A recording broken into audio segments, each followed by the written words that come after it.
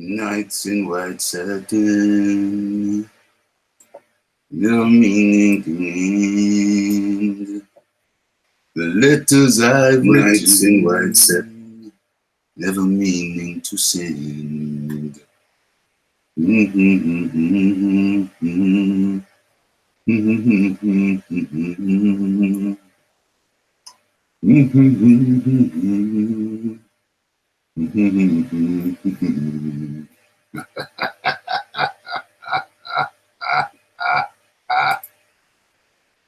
Yes, yes, yes.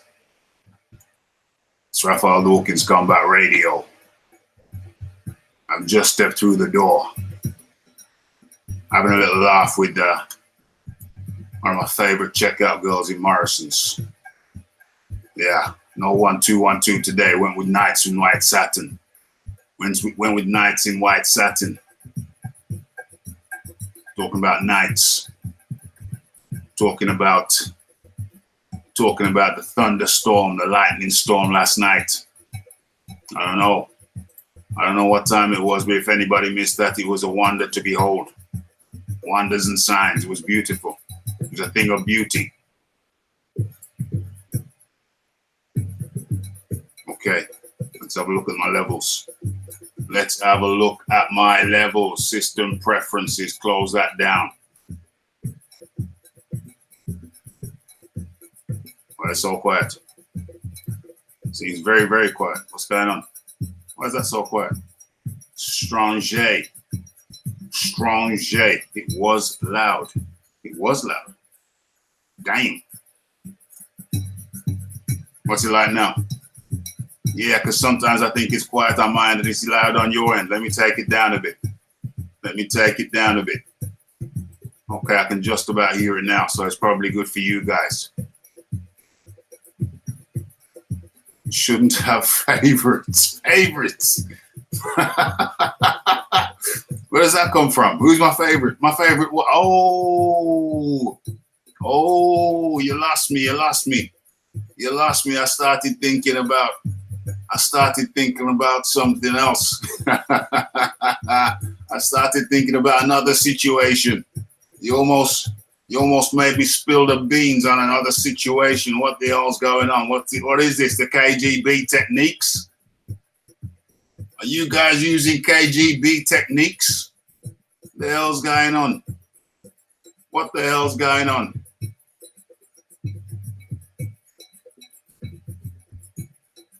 What's going on here? What's going on here?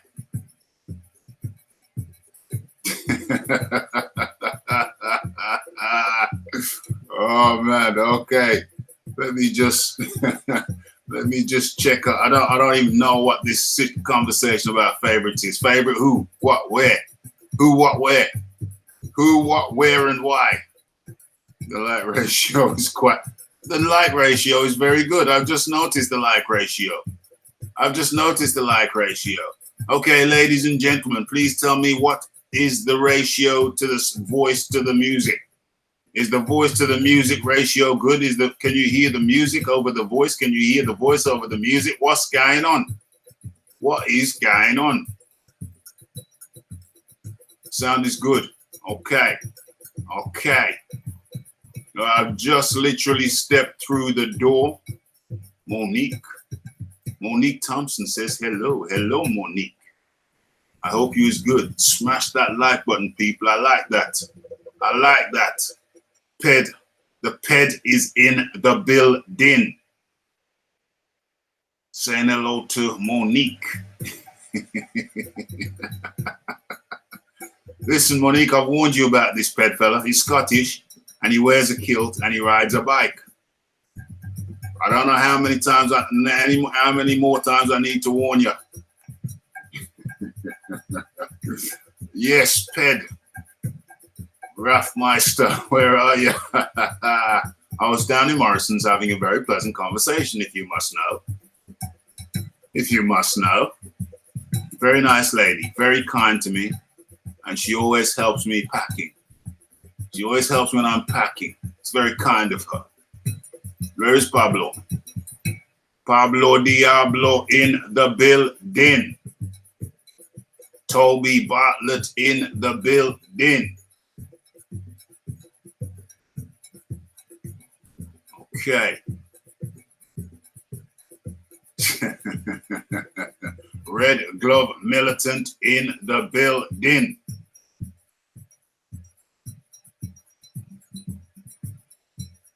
Tommy Temper in the building.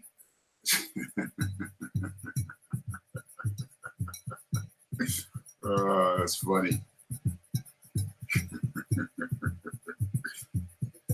Okay.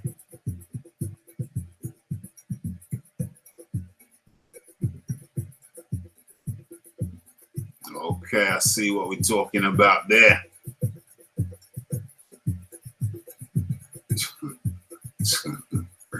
Okay, I was just scrolling through the chat. Rebels are biased towards the good end of the spectrum, says Red Gloved Militant. Laycraft, aka TBK, in the building.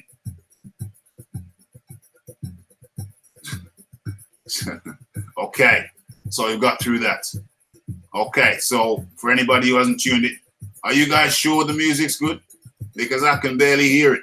Maybe I'll turn up my monitors. Hold on. Yeah, it's better now. I got it. It was the monitors. Yeah, okay. It's good. It's good. Okay. For anyone who has not frequented this this humble establishment before, anyone who has not frequented this humble establishment before, yeah, it sounds good now. I turned up the cans. Turned up the cans. See, I'm getting professional. I'm calling them cans now. Turn up the earphones. Okay. So, for anyone who has not visited this humble establishment before, this is the second edition of the Philosopher's Hour. The Philosopher's Hour, where we talk about humble establishment. Heinrich likes that. Heinrich likes how I mix up my English. How I mix and blend it. Hello, Heinrich Schmitz, all the way from Germany. He's our German cousin.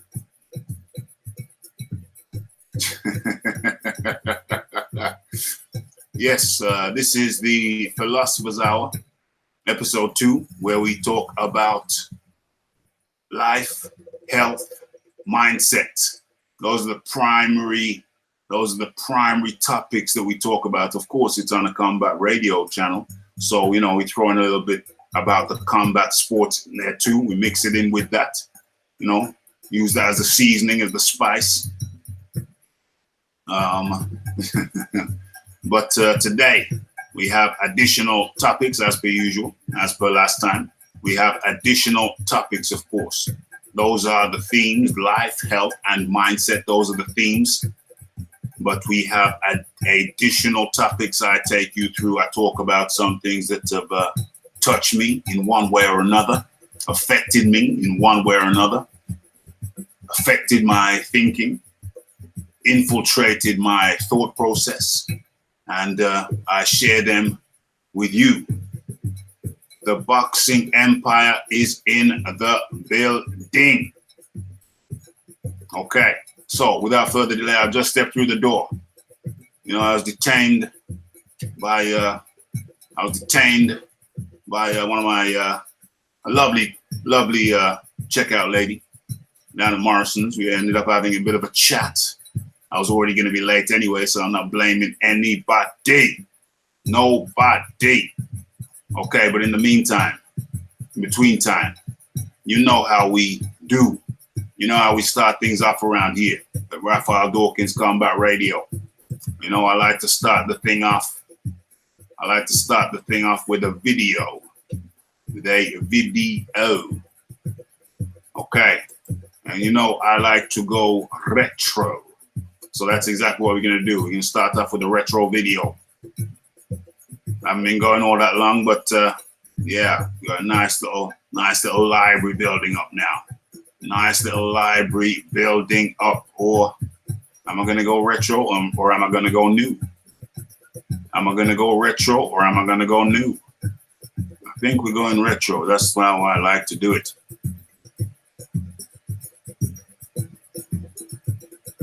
I think that's how I'm going to do it. Okay, let me select.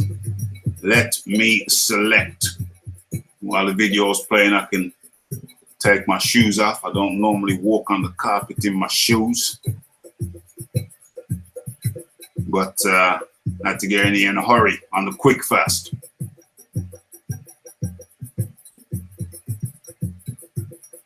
Had to get in here in a hurry on the quick fast. Okay, I think I've selected the video. I think I've selected the video. T19 saying we have things in. Ah, I like that one. I like this one. Okay, so let me select share. Screen share. Application window. Boom. Sharing. Well, let's get this up to the right size. Okay. And let's, oh, need to cut the music.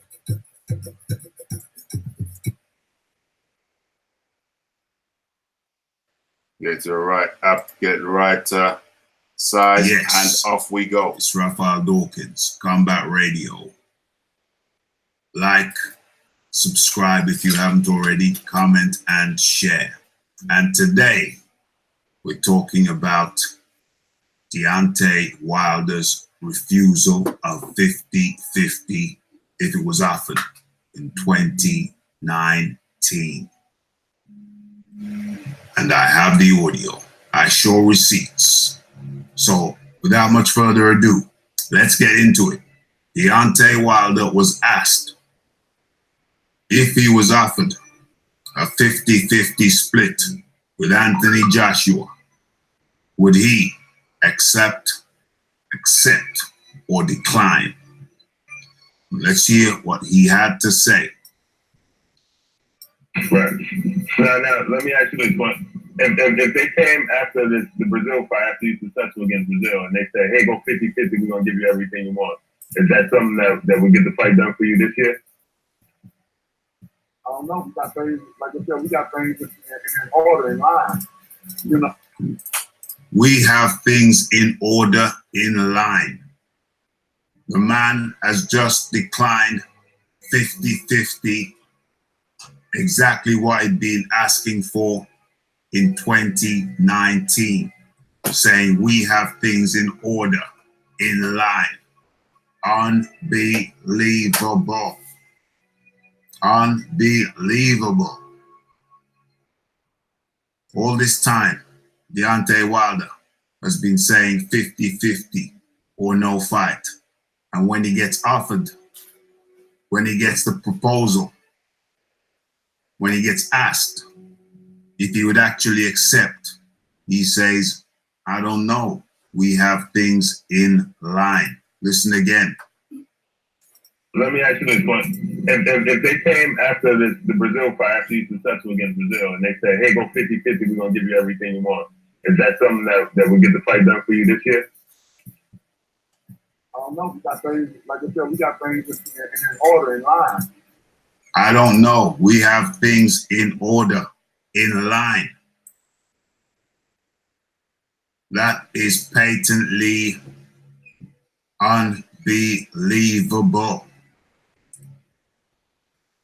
50-50, one name, one face, one champion was his motto, was his credo. That was the point of view he espoused. And yet, when faced with the question, would he accept 50-50 in 2019? He declines. We have things in order. We have things in line. Incredible. So what would it take for this guy over here, Deontay Wilder, the bronze bomber, to accept? If he's not going to accept 50-50, what would it take? What would it take to get Deontay Wilder in the ring? His manager, Shelly Finkel, was in a call interview with TBV and said he was asked, have you lined up Luis Ortiz? for Deontay Wilder's next fight after Dominic Breezel. And he said, well, those are things, those are plans, those are options that we would look into. We have options that we would look into after Deontay Wilder fights Dominic Breezel, Brazil. Luis Ortiz is on the list. Adam Kaunowski is on the list. But nothing's been signed yet. Kindly cut the crap. We know that you have Luis Ortiz in line. We know that Luis Ortiz is on a promise. His own team have said so.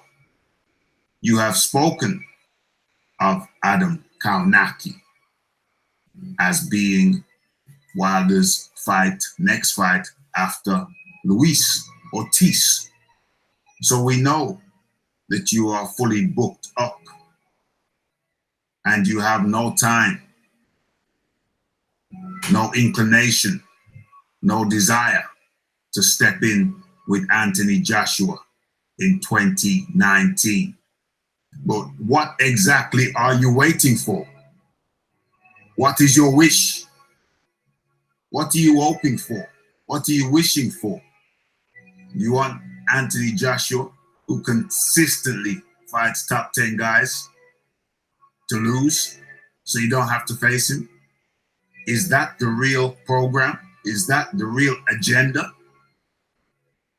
You would rather see Anthony Joshua lose than step in the ring with him? Is that the reality of the situation? It's beginning to look like it. You don't want anything to do with Anthony Joshua. You don't want to take that risk. Why don't you just come out and be honest about it? Why don't you just come out and be truthful? Even 50-50 would not be enough. You don't want it with Joshua. You just don't want it with Joshua. The risks are too high. Why not continue to fight the likes of Old Man Ortiz? Why not continue to fight the likes of a soft-bodied Dominic Breezel? Why not continue to fight an undersized Kaunowski, undersized and underpowered? Why not take the safe route? That is clearly your agenda. So you just need to come out and be honest. Tell the people the truth. But in recent times, you have exposed yourself. It is now very, very clear what your agenda is. You want to keep on taking safe fights. Low risk, low reward. That is your motto. That is your credo. That is what you do. You don't want it with an Anthony Joshua. You don't want it with a Dillian White. But yet, you have the audacity to say you want one name, one face, one champion. No, that's simply not the truth. That is not the case. You just want to fight low risk, low reward opponents and keep that belt safe. That was, you've been in tune to Raphael Dawkins, Combat Radio. Like, subscribe if you haven't already, comment, and share. And remember, we have a live boxing talk with Rafi special tonight. Tune in. And I'm out.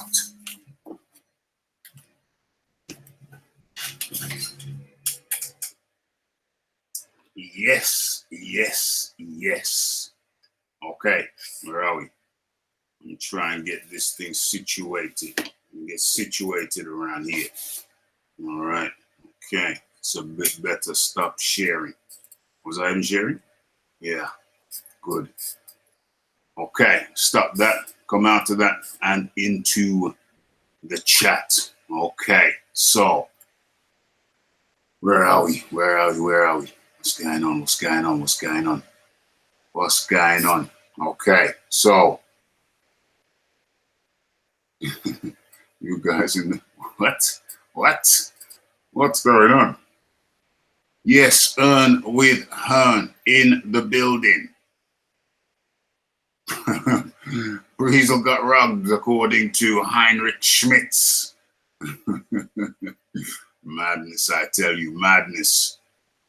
Okay, let's get the music back. Let's get the music back.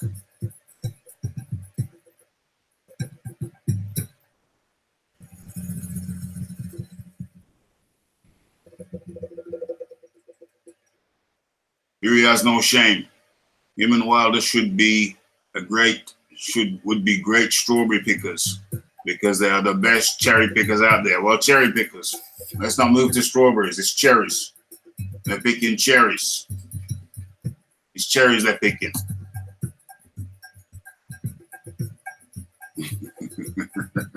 Looks like Wilder's arm's broken again. Says the peg.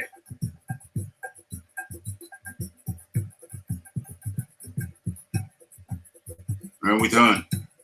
Cass, your buddy Mr. Shelton is devastated at being unable to trial non-LDBC trial channels anymore.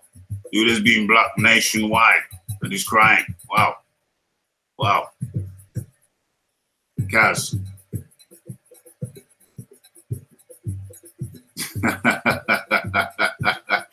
The celebrity trial cast is in the building.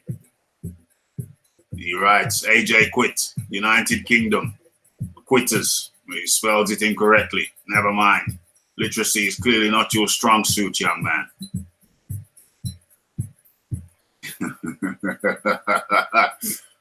Cass says the UK flag is the white flag. Oh man, yeah. Well, what's the flag of Alabama? Or is it got cherries? Has it got cherries on it? Is it a tablecloth for cherries? Is it a tablecloth for cherries?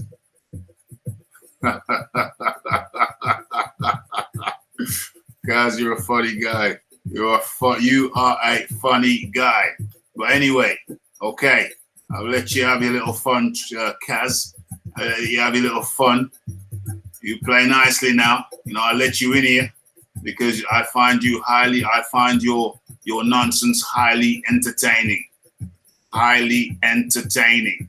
Okay, so remember what this is, the Philosopher's Hour, episode 2, Raphael Dawkins, Life, Health, Mindset. Okay, so let's get into it. We are nicely warmed up. No need for any further delay. Let's get cracking. Crack-a-lacking. Okay. Right. So, first topic, which I'm going to share with you. Let's get these goggles off, which I'm going to share with you.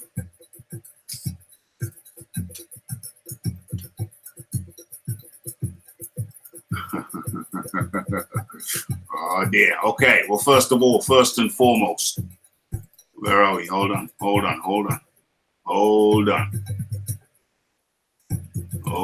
me pull it up. Let me pull up the article.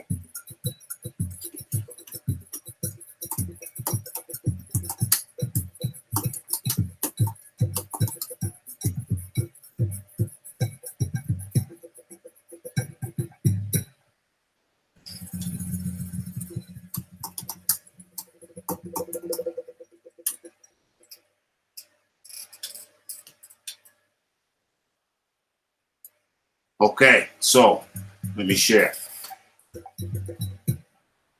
Let me share. I'm sure that by now You have all heard. You have all heard the news of the passing of Maxime. Let me cut the music. Let me pause the music. Okay, I'm sure by now you've all heard of the passing of Maxime Dadashev. Am I sharing? I think I'm sharing. Okay, so Maxime Dadashev dies after boxing injury sustained against Subriel Mateas. 1 second, let me just get my mic stand situated properly.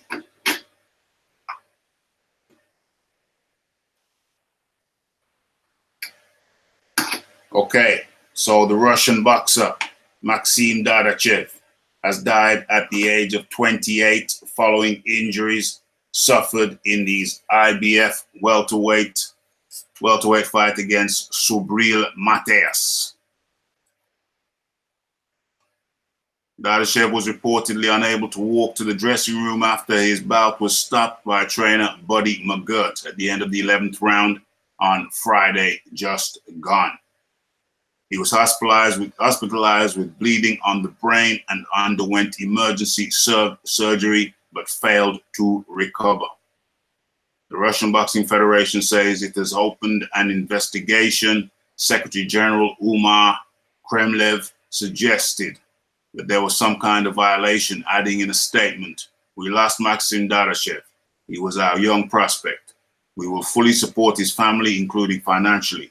We will complete the investigation into the circumstances surrounding this fight. We need to know the truth about what happened."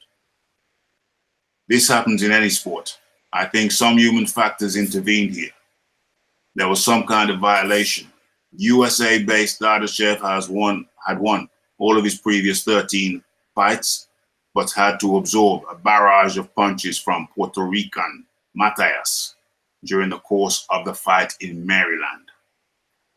McGirt said afterwards he could not convince his fighter to stop, but opted to throw in the towel when he saw him getting hit with more and more clean shots as the fight went on. Okay. ESPN writer Steve Kim, who was ringside at the bout, spoke to the BBC World News and said, "Nobody thought the fight should have been stopped, really, any other than it was." McGirt was very much lauded for stopping the fight against the wishes of Dadashev after the 11th round. Unfortunately, that was a very physical fight for him against Mateas, who was strong and consistently hitting him with hard shots, but never really putting him away. And it wasn't until the 11th they started to bend physically. I've written extensively in the past, exonerated trainers for being braver than their fighters. I'll be honest, I don't think you can second guess or even question the decision made from that corner on the night. The referee was Kenny Chevalier, a veteran referee, and he's done many championship fights, and he's quite prominent in that part of our country. Likewise McGirt, I don't think there was any dereliction of duty. So we acknowledge the passing of Maxime Dadashev, someone who most of us were not following, but nonetheless we can empathize and sympathize with his family. And of course, it reminds us that of how dangerous this game really is. It's a very, very dangerous game, and these guys for real put their well-being, stop sharing, put their well-being on the line. Okay, so let me go back into the chat and see what's happening in the chat.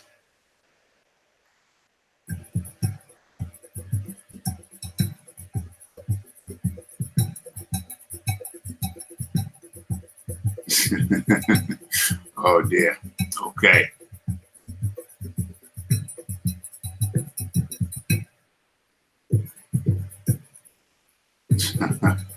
Talking about Kaz. Still talking about Kaz. Heinrich Schmitz says that fight was brutal. Red Glove Militant. R.I.P. Dadashev. Ted says, yes, let's get Wilder to give his condolences and flowers after what he said about wanting to do this to someone.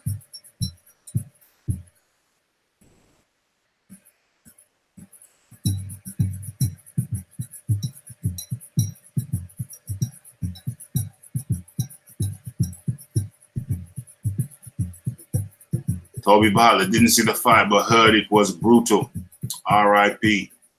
Bed says R.I.P.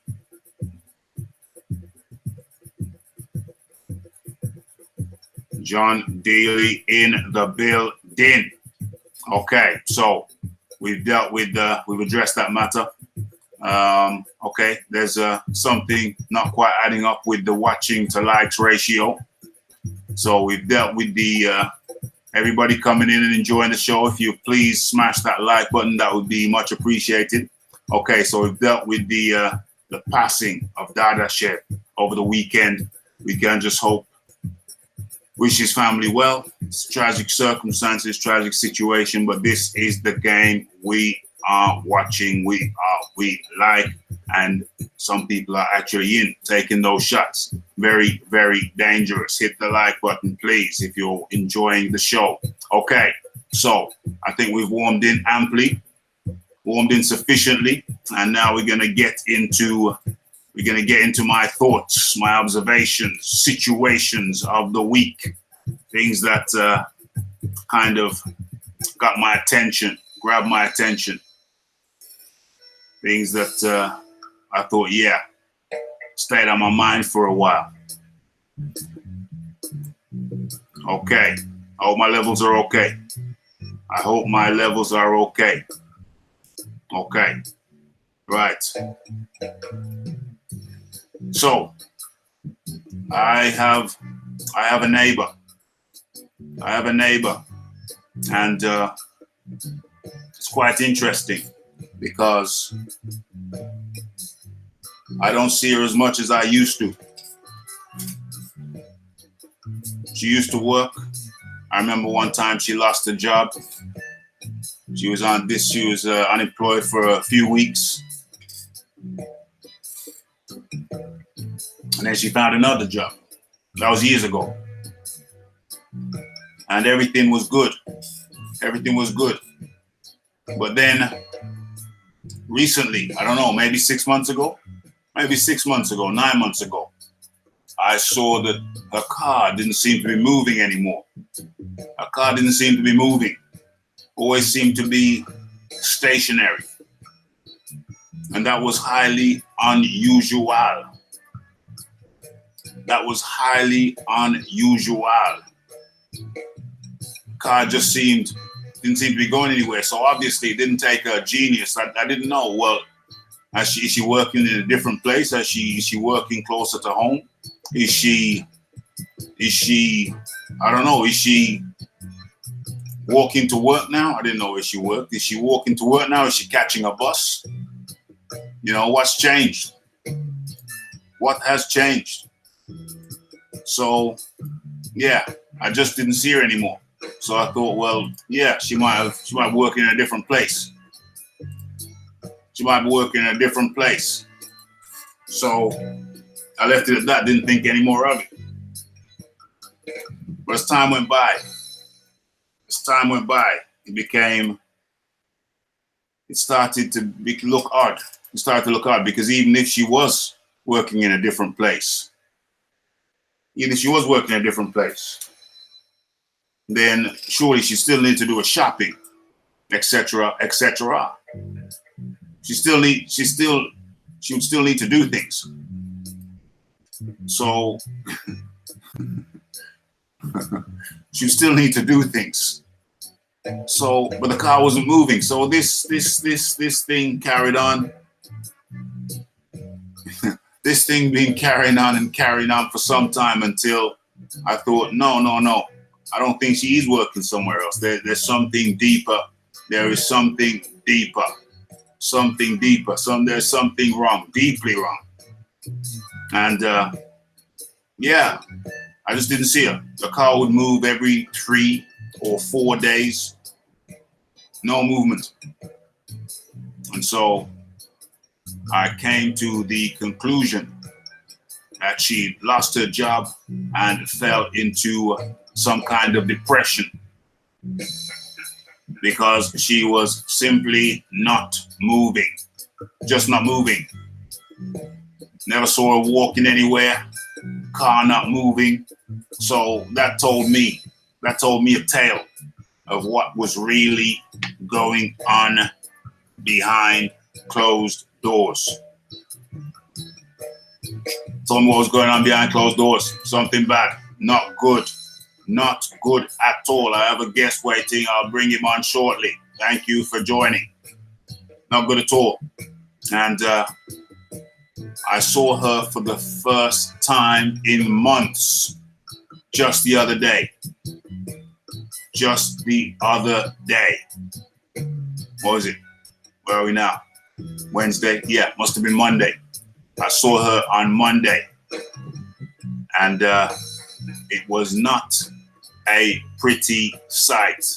It was not a pretty sight. It was kind of, I don't want to exaggerate, but I can honestly say, I was horrified. I was horrified. The lady was, she'd always been a kind of meaty, a little bit of meat, you know, a bit of meat on the meaty side, kind of. You know, she had a little bit of meat on her, a little bit of chunk on her. But now, not having seen her for months, the car's not moving for days on end, maybe moving twice a week. I was horrified at what I saw. The first thing I noticed was that she's a white lady. The first thing I noticed was that the hair didn't look healthy. So the hair wasn't healthy.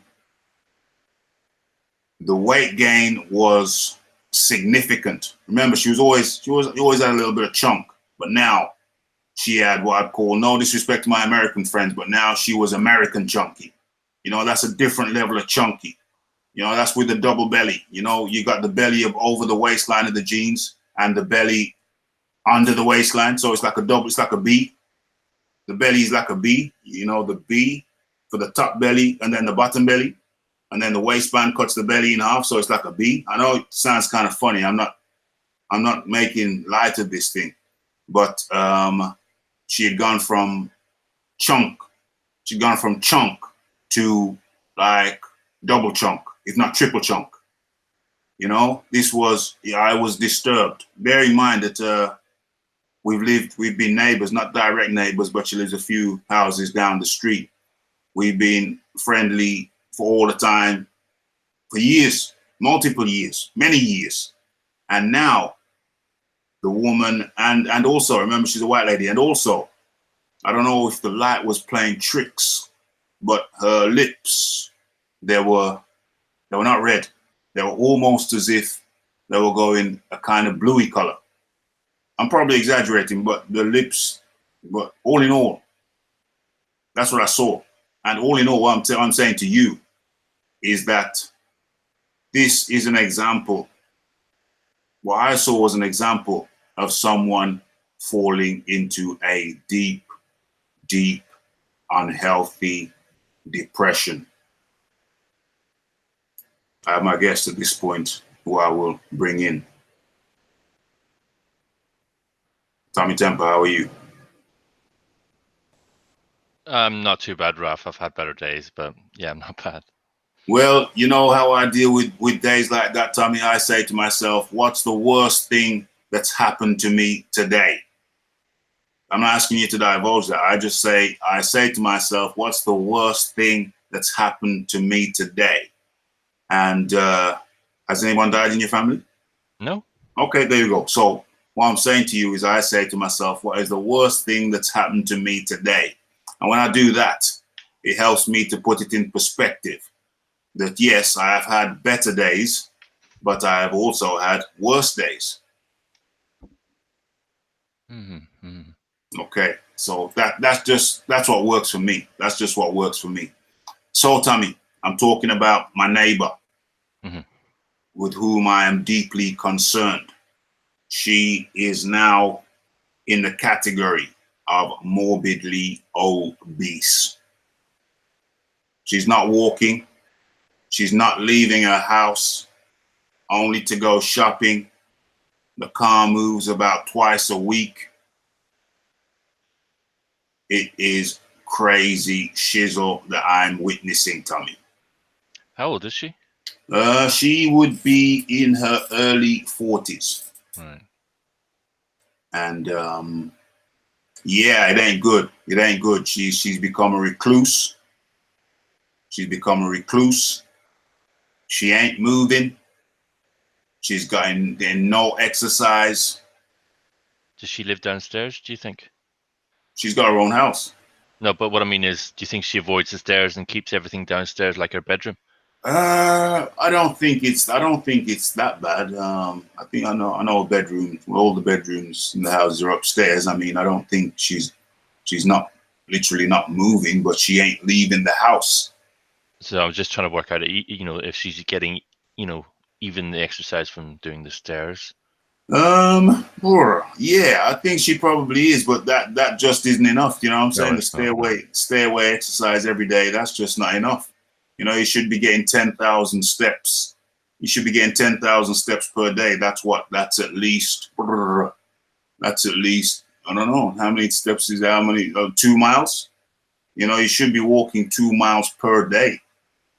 And she's probably minimum 2 miles per day. 20, yeah, it probably works out just a bit more than 2 miles. It takes 20 minutes to walk at an average clip. Takes 20 minutes to walk 1 mile at an average clip. So that would be 40. Yeah, that would be 40 minutes to walk 2 miles at an average clip. And she is not getting it. She just ain't getting it. People are asking me if she gets orders and takeaways and whatnot. No, I haven't noticed any that type of activity. I think she goes shopping. From what I've seen her. Well, I haven't seen her at all until the other day. But yeah, I saw her coming back from shopping with bags. So I guess she was shopping, and I had not seen her in months. And she didn't cut a very healthy figure whatsoever. When was the last time you saw her? Months ago. Months? Until Monday. Oh, okay. Until Monday. That was the first time I've seen her. 10,000 steps is almost, is it? Pablo says 10,000 steps is almost 5 miles. Well, that's good. That's good. Yeah, get those 10,000 steps in. Get your pedometer on your phone or whatever and get your 10,000 steps in. That's good. I think it's probably closer to 3.5 miles, Pablo, but you might be right. I would say 3.5. But yeah, you could be right indeed. But yeah, it's funny because it's one of the topics that I talk about, and it's one of the things that I think about, people not moving. And it was just the other day we were talking about getting out of the house. Just the other day, not sitting at the computer, all day. And it's just strange how, this sight came before me on Monday of this woman who is getting very, very, very, very, very unhealthy. No exercise whatsoever. The problem with not moving is that you don't use your lymphatic system properly. And your lymphatic system, the way I understand it, it kind of is like a secondary circulation system, but it just circulates lymph fluid. Yeah. But it doesn't have a pump like the heart. It relies on motion. Mm-hmm. Indeed. And that needs to constantly keep moving because that's part of the immune system where it moves bacteria around the body and stuff like that. 100%. It's movement. It's because then, well, the body relies on the blood moving around your system. It relies on oxygen to oxygenate the blood to move around the system, and of course the lymphatic system. So, for example, just the fluid, the body's 70% water or thereabouts. So you need all of that. You need all of that moving around your system. and without movement. It's not just a question of the fat piling on, but like you say, the lymphatic system is not being exercised, it's not being massaged. The blood is not getting high volumes of oxygen in because you're not doing anything that demands high oxygen levels, so hence the pale lips, the circulation is just not good, it's just not good. So yeah, that is disturbing. That is disturbing. You speak to her much? Whenever I see her, she's always very, very pleasant. Always very, very pleasant. She's probably on a ton of medication. Really? What? Why? Why would she be? Well, if you're heavy, yeah, you're high risk from high blood pressure, diabetes, swollen joints. And the list goes on. That's just off the top of my head. Don't get me wrong. She's not some super duper heavyweight. She's not one of those people you see in the, it's not one of those people you see on TV documentaries. She's not got to that stage of where, bedbound or anything of that nature, with the double ankles and what have you. But going from a chunky, reasonably healthy lady to going to the double belly.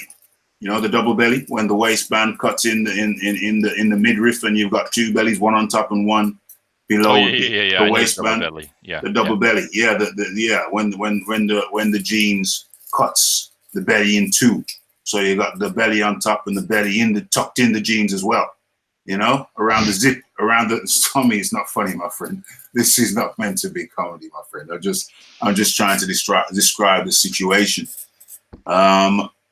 So yeah, going from a chunky lady, just healthily chunky. I think I used to see her in a little leggings and t-shirt. I think she'd go for a little jog around the park, etc. And she'd come back, chewing on some fruit like a peach or something. I'd see her, say wave hello as we go by. Yeah, man, and things have taken a dramatic turn for the worst, I guess. I don't know. I haven't been timely, but I guess for about 9 months now. We're going on for probably around 9 months that I haven't really seen her anymore. So things have taken a dramatic turn for the worst. Yeah, so that's a bad situation right there. That is a bad situation right there. What are your observations on that, Tommy? Well, does she know what industry you're in? I don't think so. We've never had. I don't know what industry she's in. Although somebody else told me she was she was a nurse in the I think in the mental health sector. So her job was quite physical, standing up, moving around, and what have you. Somebody told me that was her job, but we've never, in all the years I've known her, we've never. I mean, for example, nobody goes to her house. So she's pleasant and polite, but nobody. But at the same time, I think she's very much, what do you call it? Very much comfortable with herself rather than with other people. Although she doesn't appear to be socially awkward, if you understand what I'm saying to you. Yeah, she just turned into a bit of a recluse. That's all. Well, even before that, nobody was coming to her house, but she was pleasant and polite when you meet her. You know what I'm saying?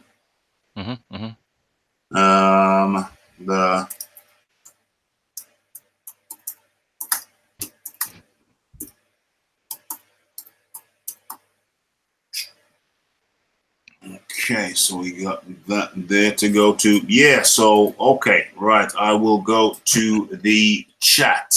Can I just make one point on that? Yeah. That's why I left the space. I know. That's why I don't like to interrupt to try and get you at the right time. When there's a space, it's your turn, Tommy. It's okay. Carry on. I would think someone in her position, she's probably desperate for help.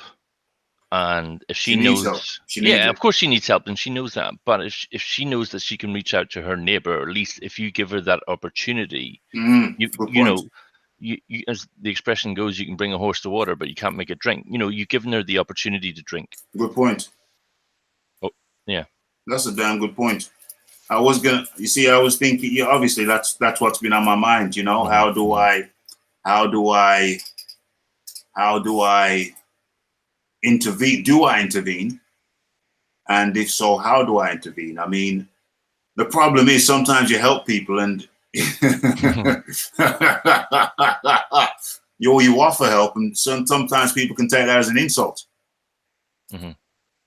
You know what I'm saying? But the way she is right now, I'm sorry, I have to. That's probably one of the reasons I brought the topic up. I have to do something. I have to do something. Things have got from bad to worse. I have to do something. Mm-hmm. I think I'm gonna have to have an honest conversation with her. I think I'm gonna have to have an honest conversation with her. Say, can I say her name? Was that against the Official Secrets Act? I wouldn't. Okay, I'm gonna say Sue. I'm gonna say Sue. Let's just say her name is Sue. I'm gonna say Sue. Can I talk to you? Tread carefully, Raph. Yes, 100% John Dealey. But it's got to the stage now, John, whereby, damn, if I don't do something, that woman could die prematurely. I'm serious. She ain't looking good. Something has got to change imminently. And to be honest, even if she takes offense, I mean, she won't be around much longer to exercise any offense, because the way things are looking, no. It's very, very bad. The woman's getting the woman's only exercises from her front door to her car a couple of times a week. From her front door to her car a couple of times per week. You and Tommy should do a role play of the conversation.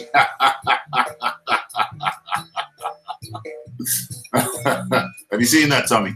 Yeah, I've seen that. I've been trying to keep a straight face while they've been chatting. It's funny you should say that, because when I was learning the trade, we actually did do role plays. So it's not actually unusual. It's not unusual, you know.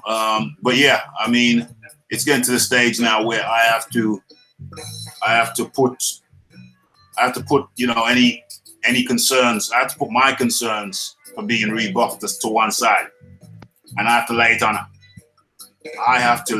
her. Politely. I am diplomatic. I can do diplomacy very, very well. But I'm gonna have to lay it on her the way I saw her looking on Monday. No. Tommy's laughing again. This is not the comedy I'm not section. laughing at you, Raph. I'm not Raph. This is not the comedy section. This is not the comedy section. Oh dear. Oh man, Tommy's got the giggles.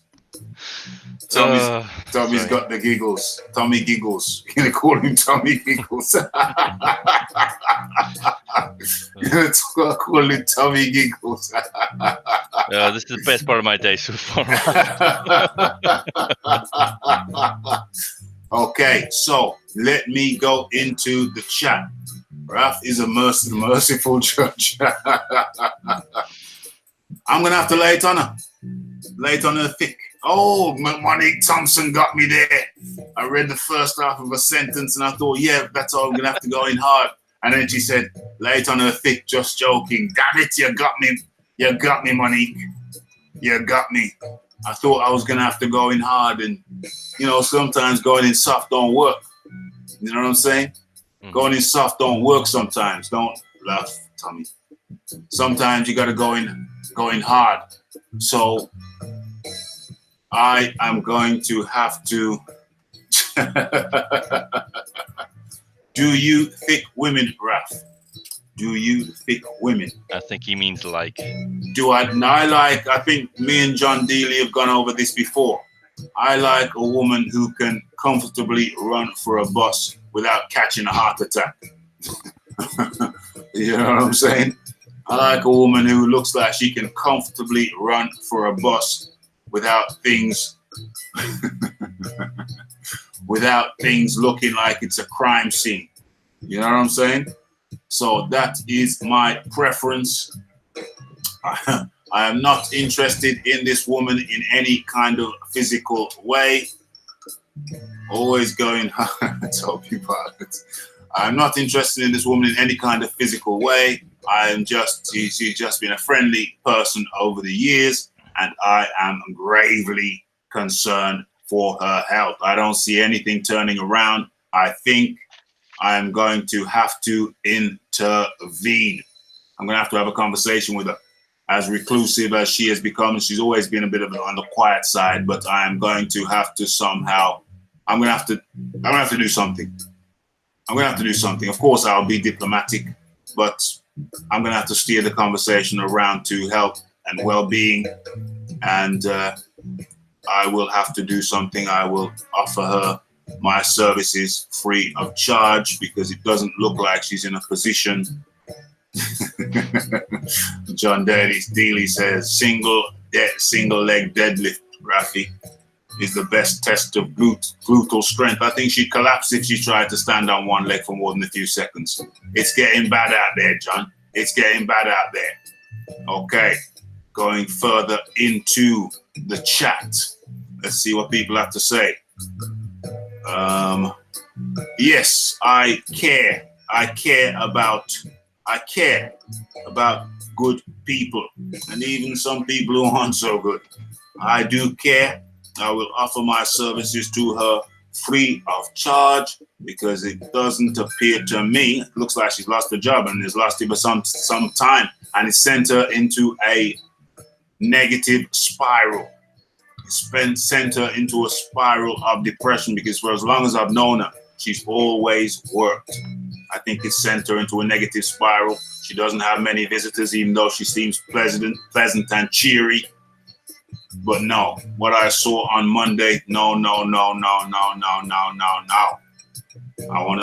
think I'm gonna have to step in if my services or my advances in trying to help are rejected, then so be it. But at least I'll be able to say that I tried. Oh, John makes a very good point. What does John say? He says it's too early for that. Why don't you tell her you're doing a free trial for your neighbors? Too early for what? I don't know. It's too early for that. Too early for what, John? Although the second part is a good idea. Yeah, definitely.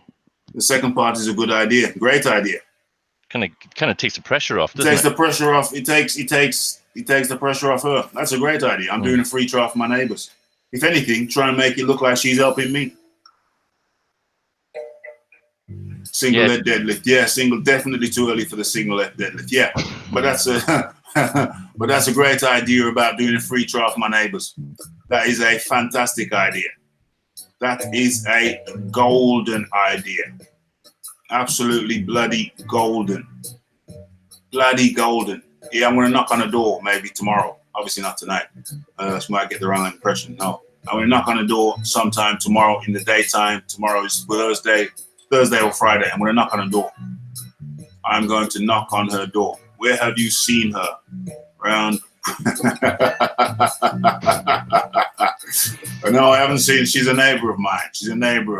A few doors down. Try it before you buy.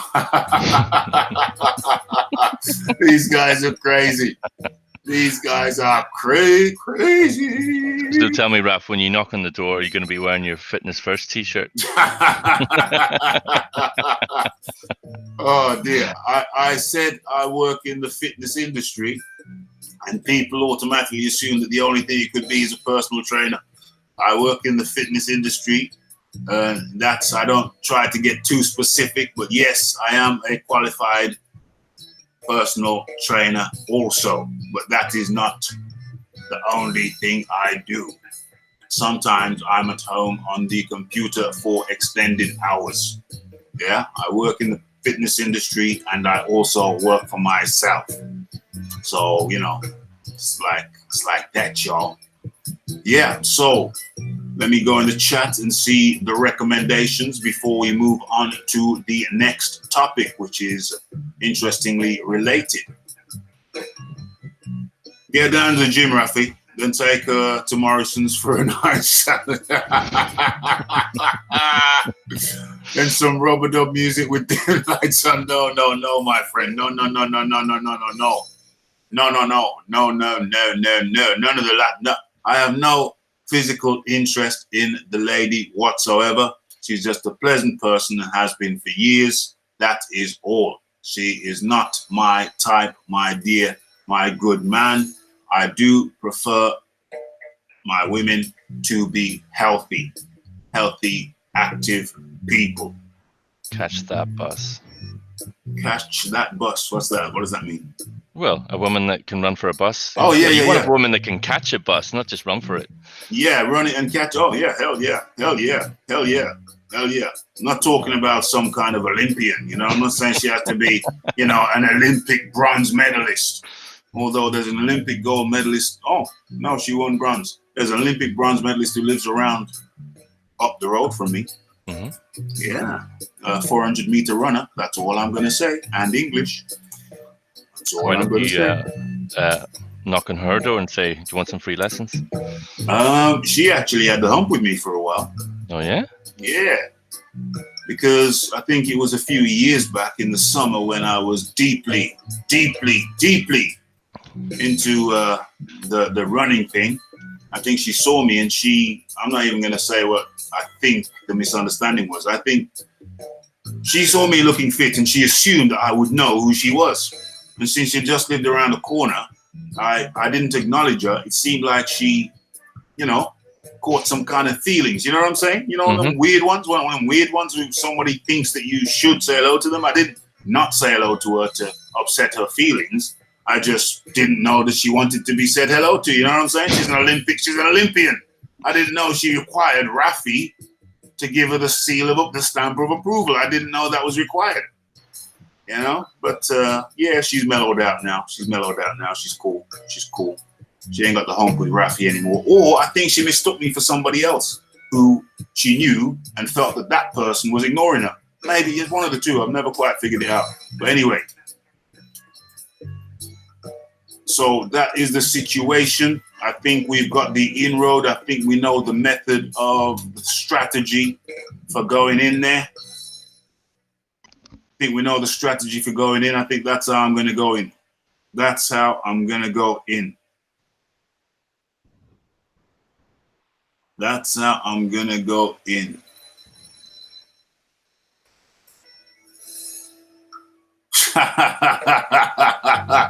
Okay, so. No, I think I recognize young OG. Okay, so. That's been taken care of. That's been taken care of. Okay. Right. So, yeah. Okay. So, the method of operation will be.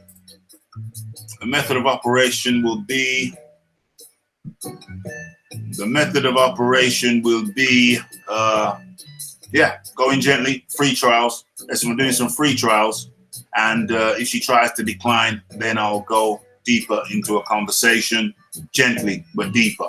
I'll go deeper, gently, deeper. But I won't let her just run away from the matter. I won't let her run away from the issue. If she declines, why don't you offer her that you'll pay her to do the lessons? I'm not gonna go that far, Tommy. I'm joking. I know you're joking. I'm not gonna go that far, Tommy. But what I will do is if she declines, I will keep the conversation going, and I will gently let her know that we're gonna talk about the requirements. The 10,000 steps a day, and I'll say, if you walk to, for example, that distance is from here to such and such, and back. And I'm not going to put it on her like I'm talking about her, but I'm going to keep it general. That's what a person would generally need to do to keep at least minimally healthy. See what I'm saying?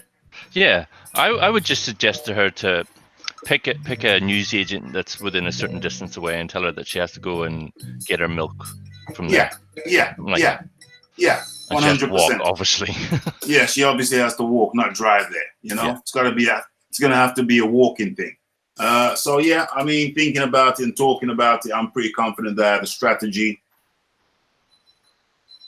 I have the strategy to get in there and have that conversation, even if she declines my invitation or the offer, the free offer, which I'm offering to my neighbors. Even if she declines, we're going to have a good 15-minute conversation minimum, talking about general health for the community, talking about what the initiative for the free offer, the reason, and we're going to go into it. And then by the time I finish the conversation, she will be left in no doubt that her lifestyle, it's going to be, she'll probably already knows, but you'll reinforce what she already knows, that how she's living is extremely detrimental and is not going to lead to anything good. You know what I'm saying, Tommy? I'm going to be away for 30 seconds.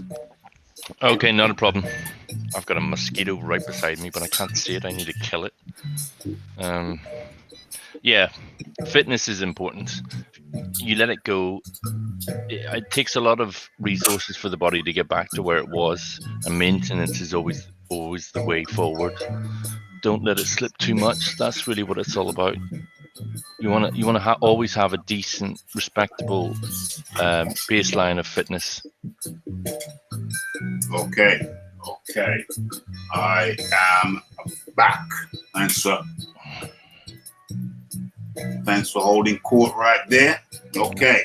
So we have concluded that particular topic, and the title of that topic was I am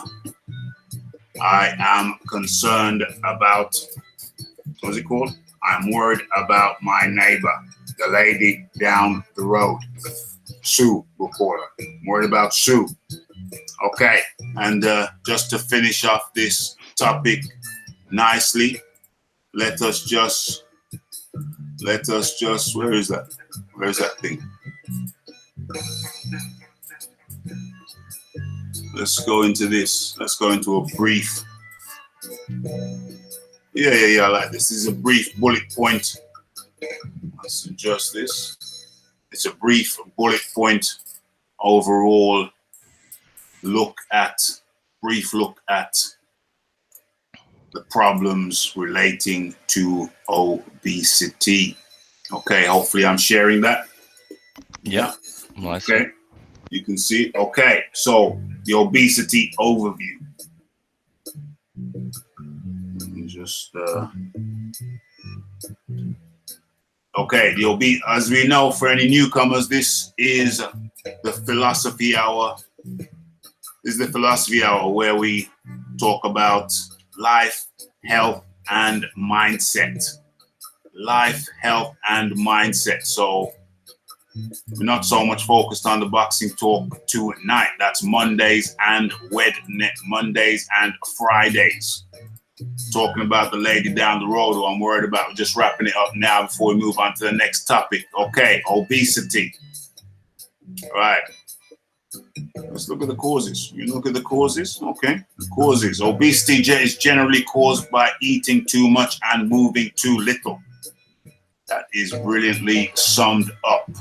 If you consume high amounts of energy, particularly fats and sugars, but don't burn off the energy through exercise and physical activity, much of the surplus energy will be stored by the body as fat.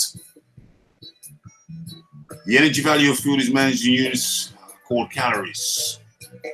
The average physically active man needs about 2,500 calories a day to maintain a healthy weight. And the average physically active woman needs about 2,000 calories per day. That's less than the men, ladies.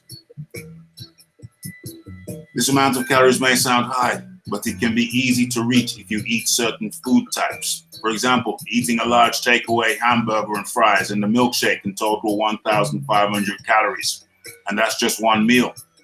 Boom. It's not good. Another problem is that many people are not physically active. So lots of the calories they consume end up being stored in their body as fat. Poor diet. Obesity does not happen overnight. It develops gradually over time as a result of poor diet and lifestyle choices, such as eating large amounts of processed or fast food that's high in fat and sugar. Drinking too much alcohol contains a lot of calories. I don't think that's a problem. Eating out a lot. I don't think that's a problem. Eating larger portions than you need may be encouraged. You may be encouraged to eat too much if your friends or relatives are also eating large portions. Drinking too many sugary drinks, including soft drinks and fruit juices. Yeah, fruit juice, ladies and gentlemen, fruit juice is full of sugar, even natural sugars. Even if it's just freshly squeezed orange juice, full of sugar. Limit your fruit juices. Comfort eating. I think she's doing a lot of that. If you have low self-esteem or feel depressed, you may eat to make yourself feel better. Unhealthy eating habits tend to run in families. You may learn bad habits from your parents when you're young and continue them into adulthood. And I think that combined with the lack of physical activity. Lack of physical activity is another important factor related to obesity. Many people have jobs that involve sitting at desks for most of their day. They also rely on their cars. Yeah, hell, that's the duo there. Not moving and then driving. You know what I'm saying? Not moving and driving. That's the killer. That is the killer. They also rely on their cars rather than walking or cycling. For relaxation, many people tend to watch TV, browse the internet, etc., whilst chomping down and rarely take regular exercise. It's a killer, folks. It's a killer.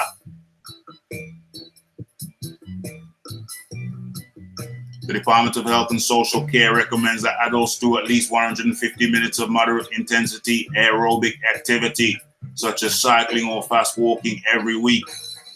This does not need to be done all at once in a single session, but can be broken down into smaller periods. For example, you could exercise 30 minutes a day for 5 days a week. That makes a lot of sense. A lot of sense. Okay, stop sharing. So that concludes.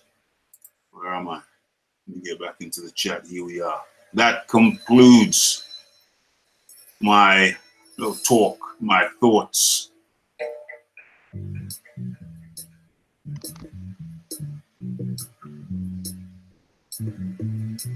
That concludes my thoughts, my talk. Physical activity. What do you think is the ideal? No, what do you think is the ideal range for a body fat on a woman? Ideal range? What do you mean in terms of percentage? Yeah. Well, I mean, I don't really know about percentage. I mean, I don't think a person is going to know their percentage. A person is just going to know whether they can fit into their clothes or not. So really, I think rather than looking at the percentage, I think you look at your activity levels. So you should be walking for 40 minutes a day. She should be walking for at least 40 minutes per day. If she continued to eat what she ate, but walked 45 minutes per day, she'd be coming down. She'd be coming down in weight. I mean, athletes generally they're in the 10% range, 10% fat range. Generally, athletes. Normal civilians are 15 to 20%, and then by the time you get up to 30%, that's classified as obese. You know what I'm saying? So fat range, you don't want to be. You want to be in the 50. You want to be in the 10. That's low body fat. To 20. That's relatively high. Over that, boom, you're looking at obesity. So if you're in the 15% range, you're golden. 10 to 15% range, you're golden. If you're up to 20%, okay, that's a bit of a limit. Over that, now you're looking at obesity. Yeah. But don't women carry on average about 5% more body fat? Yeah. So you don't give a specific number, you give a range. You give a range. Because I remember, do you remember watching that movie G.I. Jane? G.I. Jane, never saw it. Oh, that was with God, what's her name?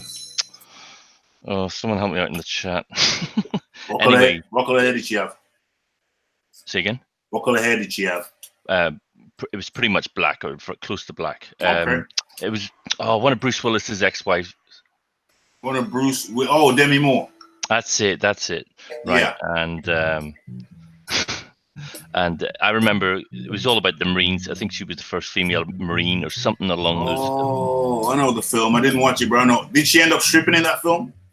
There's a point in it where I think you see her naked doing one-arm push-ups or something like that. Oh dear. Okay, that's why I remember the film. No, I remember the film because the point I'm trying to make is I remember the Marines bitching about having a woman as a Marine by saying, yeah, they're quarter body fat, as in 25%. So I think that's the average for a woman in America at the time. Mm-hmm. That was 20 odd years ago. Mm-hmm. People have got a lot fatter in America since then. Yeah. Well, and the UK. The UK, the percentage-wise, are going probably increasing more rapidly in terms of getting into the obesity range. Mm-hmm. Yeah. So, gotta move. Mm-hmm. Gotta move. Okay. So, I think we've concluded that section.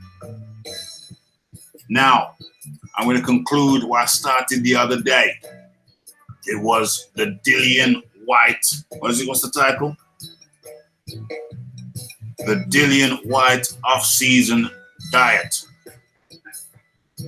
Stroke workout program for fat loss. I think what show was that? I think that was it the Monday show? I think I was talking to John Dealey. Yeah, I think it was the Monday show. I think it was the Monday show. This is the Wednesday show. The Philosopher's Hour 2. Okay, so yeah, we started. The food industry is poisoning the population. Yes, there's a lot of fats, a lot of pastries, a lot of things which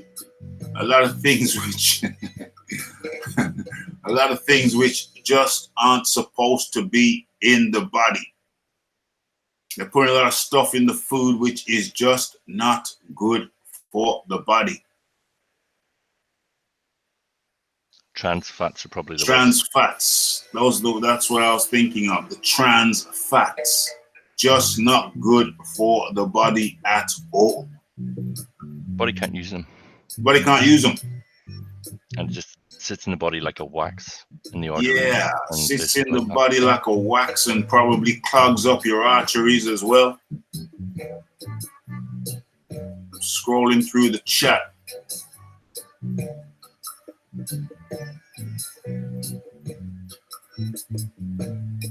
Who's making young boxers think it's okay to get fat? Ped, you just said he's making young boxers feel it's okay to get fat. I'm just scrolling up. Which boxer are you referring to, my good man? Ricky Fatton. Ricky Fatton. No, I'm joking. Oh, okay. That's the first boxer I would have thought of. Yeah, I don't think even he thought he was okay. That was a big press thing, big in the press, that it's just not healthy, it's just not good.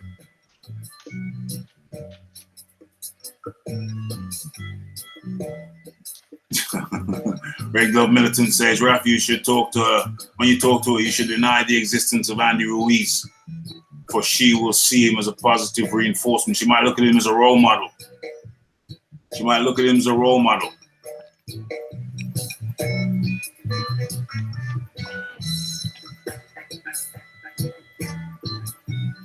Rendell Stevenson is in the building. Big Boys Boxing in the building. Okay, right.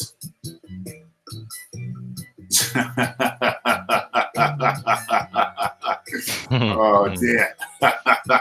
Okay, so we're going on to talk about the Dillian White program. This is the program that I have devised for Dillian White. I haven't actually written it down, just thought about it, because we can see that Dillian White is struggling with his weight. So let's have a look and see if we can fix this. Okay, multiple times I've seen, because I talked to John Dealey and we wondered what he was, what Dillian was doing. What is it? What's his habit that has him piling on the pounds? And then it occurred to me that I'd seen him in multiple videos when he's talking to Coogan and the like. And what is he doing in a lot of those videos? What is he doing? He's mid-interview. He's chewing on some kind of chocolate bar. Is he not?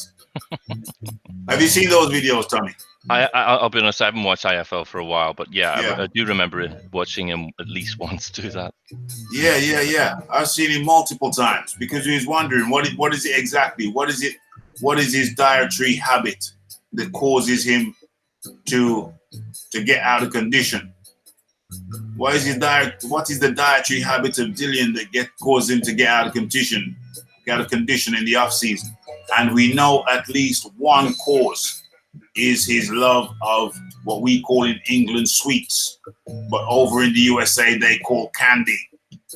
The man loves chocolate bars, be it Snickers, be it Mars bars or whatever. He's a lover. He is a lover of that type of thing. Come in, Tommy. Well, it's simple, Raph. I mean, he has to deal with his sugar cravings. That's one thing he's going to have to deal with. But what he needs to do is supplement his diet with more steel processed, really fine oats, because they're slow release carbohydrates and they got plenty of fiber in them. Yes, indeed. He really needs to. It's the chocolate. I think the man's a chocoholic. I think the man has a chocolate addiction, which in itself, that alone, is going to cause you problems. That alone, you don't even need a multiple host of other maladies. Well, maybe he's looking for a sponsor, like Andy Ruiz did. Well, yeah, maybe he is, but he should at least show the damn rapper. You know what I'm saying? At least show the damn rapper. You know, so okay. That is one thing that I suspect of Dillian White. I suspect the man is a chocoholic. He has a chocolate addiction. Chocolate. Okay, so let's get into the chat. I think I saw something. A couple of things. Okay. Big Boys Boxing. I worry about Dillian's stamina when he faces a pressure fighter or high volume puncher when he's so heavy. Yeah, for real. Yeah, for real. No question about it. He has to more endurance training like running rather than short bursts of explosive training. Yeah. So now I'm going to get into, first of all, before I go to his diet, I'm going to get into the types of training that I would recommend for Dillian White. Types of training that cuts the fat. And then we can get into his food, what needs to change with his food. So, the training, I find that some of the most intense training is body work workouts. The folks in the building, body work, body weight workouts. Okay, so here's the program for 45 minutes every day. Let's do this. Let's periodize this. Don't break the man down. So Monday, Wednesday, and Friday.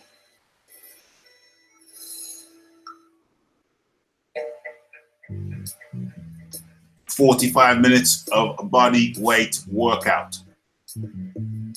We're talking about press-ups. We're talking about squat thrusts. We're talking about star jumps. We're talking about lunges. We're talking about body weight squats. We're talking about, did I say squat thrusts? I think you said squats. Yeah, squats and squat thrusts and jumping squats. I mean, just standing in the squat position and you just jump as high as you possibly can. So we're looking at Monday, Wednesday, Friday. Body weight, BW. Body weight workouts. Monday, Wednesday, and Friday. Okay, that's for 45 minutes. Followed by 45 minutes.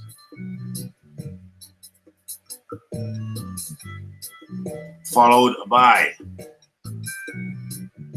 20 minutes of jogging. Burpees, I hate them. Burpees, I absolutely hate them. There's no, you can't fake it. You cannot fake a burpees. That's what Pablo says. Burpees are a killer. 45 minutes. Definitely including burpees. All right. And after that 45 minutes is followed by 20 minutes running on the treadmill. Interval training on the treadmill.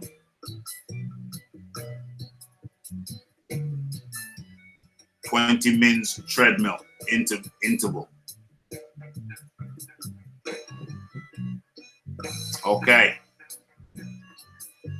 Treadmill.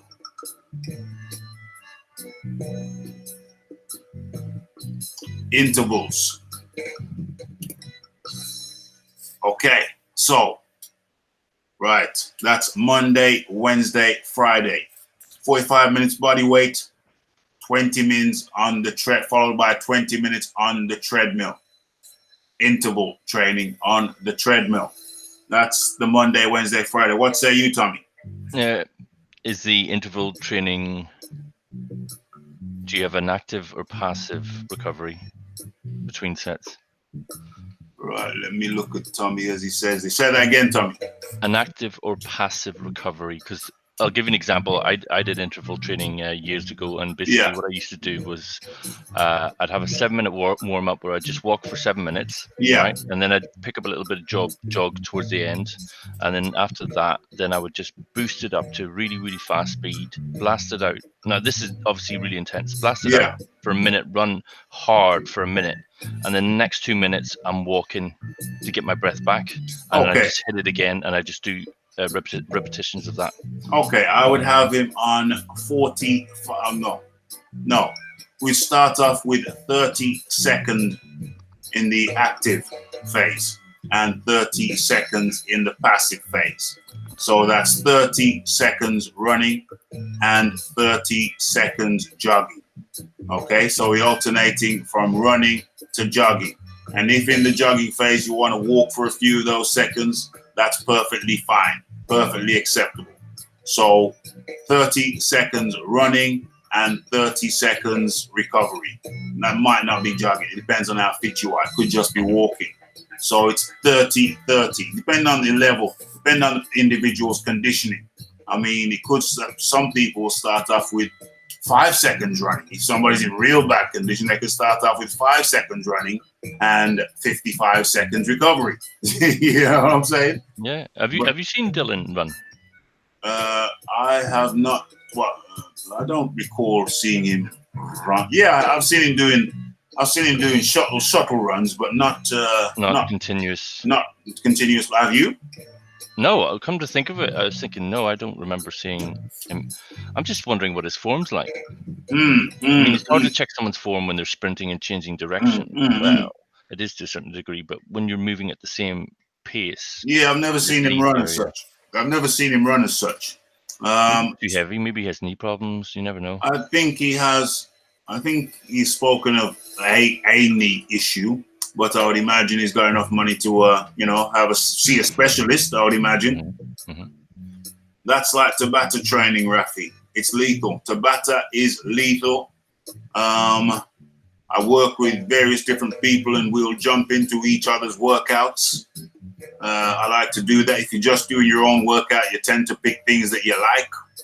But when you jump in with a different trainer and do their workout, what their likes will be different to your likes. And their favorites could be different to your favorites. There could be some of the things that they love. Some of the things that they love will be some of the things that you hate. Yeah? For example, the burpees, absolute murderous. That's the thing that's the movement I probably like the least. But one of the guys whose session I jump in on at least once a week, he loves burpees. And so that's good for me because it gets me doing something I ordinarily might choose not to do as frequently as I should. And funny enough, I find myself kind of getting accustomed to them now, kind of getting used to them now that I'm doing them more and more and more.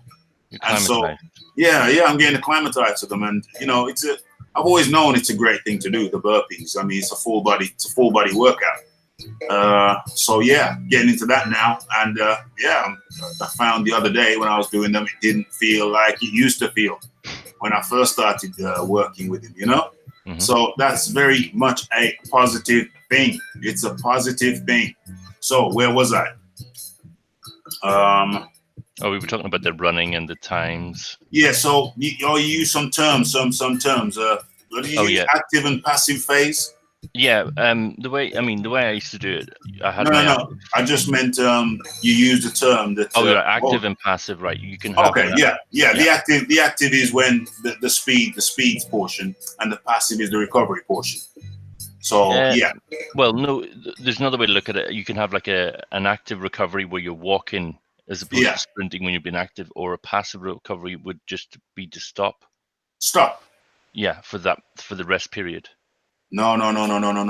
There's no stopping in high intensity intervals.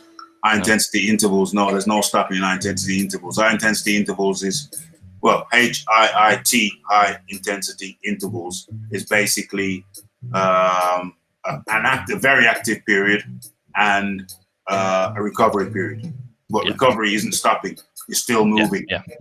That's high intensity interval. Well, certainly on the treadmill. If you're doing high intensity press ups, then you would stop. You know what I'm saying? But on the treadmill, there's no. There's no stopping on the treadmill. Absolutely not. You can walk, but to stop, no, that's not an option. You have to keep pushing on. On the treadmill. Yeah, I get what you're saying, because I mean, the harder you go, the more you're working into different energy systems. Yeah, absolutely. The aerobic one, rather. Yeah, 100%. You never stop on the treadmill. Even if you're just walking, that's still beneficial. So, so 45 minutes body weight workout. And then your 20 minutes treadmill, high intensity. Let me just write that down. High, HIIT, high intensity interval training. High intensity interval training. Yeah, that's right. HIIT. That's the Monday, Wednesday, and Friday. HIIT. Okay, so that leaves us with Tuesday and Thursday. So my recommendation, because I'm doing this as if I'm talking to Dillian White, he might be tuning in, we don't know. Okay, so my recommendation for you, Dillian, on the Tuesdays and Thursdays is swimming. Yes, good old-fashioned, underrated swimming. Why do I recommend that for Dillian in the off season? Well, because swimming basically is a way of exercising without putting any pressure on the joints. So it's with these guys there, certain guys in certain sports where they're pounding their joints. Swimming is an excellent way to get heart health, stimulate the heart and the lung work. It's a hell of a good way of stimulating the heart and the lung work, because that water is like it causes the lungs and the heart to work actively, very active, very Well, active. you have to coordinate the whole body and all the muscles when you swim. 100% body coordination. And if you haven't been swimming for a while, and I haven't been swimming for a while, but I know when I go back, you will be shocked at how the muscle feels, the muscles throughout the body. It's like, wow, this is crazy. It's like I've just worked my whole body. It's like you've been through a full body workout, and that's what swimming is. Mm-hmm. Swimming is a full body workout. Anybody in the chat who has not already smashed the like button, please kindly do so. And if you're enjoying the show, then go ahead and smash that bell icon also. So, those are the things that Dillian needs to do. Oh, and by the way, to everybody who is interested, to everybody who wants me to go to the Deontay Wilder event on, I think it's Saturday, this coming Saturday in Birmingham. I should have mentioned this earlier, I completely forgot. There is, let me share. Where are we? So, as we know, we're going to get back to this Dillian White thing, but I forgot to mention this. As we know, there is we get back to this Dillian White thing, but I need to segue into the Deontay Wilder thing. As we know, Deontay Wilder is in Birmingham on Saturday. Ped says, yes, go. Toby Butler says, love. Ped says, quiz him. Ped says, quiz him. Deontay Wilder is coming to Birmingham on Saturday. He's in my neck of the woods. Monique Thompson said, yes, you should go. I'm just getting feedback from the people who think that I should go. Definitely. Tommy Temper says I should go. And if you get an interview, make sure you do your Shelley Finkel voice. That would be hilarious. That would be hilarious. That would be hilarious if I were to just all of a sudden start to say, now, Deontay, I have to ask you, a lot of people are saying that you're avoiding Dillian White. What would you say to that, Deontay? What would you say to that? So Rocket Reggie is saying, go. You should go. Monique Thompson's never heard my Shelley Finkel voice before. You've never heard my Shelley Finkel voice before, have you? So, Pablo, definitely go and take Monique with you. Yeah, Monique will be like my mascot. Monique can be like my lucky charm. I can just carry Monique in under one arm. Yeah, this is my lucky charm. She's my lucky charm. She's got to come in. Toby Butler says, go, Rafi. Go as Pastor Rafi. Yeah, so, I just want to get your guys' feedback on should I stay or should I go. Let me pull up the event. Deontay Wilder. Let me screen share. Yeah, how much to get a photo with Wilder? I'm not going to get a photo with him like that. He'll just probably, do a selfie. Just kind of twist it around. Just do a reverse the camera, do a selfie. But if you have to pay to get to the event, well, you want to get a photo to prove that you were there. I'm just saying, not you per se, but anybody who goes. So absolutely. They're going to charge people for photos. Yeah. ICC. So let's pull that up. I made a video about it. Enter. Deontay Wilder in Birmingham, ICC. An evening with Deontay Wilder. Boom. There we go. Let's screen share that. Let us screen share that application window. Boom, boom, boom. Okay. So there we are. I believe we're sharing. An evening with Deontay Wilder. No, that's not for one person. That's not for one person. That's like for a group of 10. Description: Deontay Wilder is making an appearance for an audience with his fans in Birmingham at the iconic ICC on the 27th of July. What day is that? Is that Saturday or Sunday? I'll tell you now. Saturday. It's a Saturday. It is a Saturday. This Saturday. This Saturday, okay. So why can't I see any? Why can't I see? Yeah, Saturday.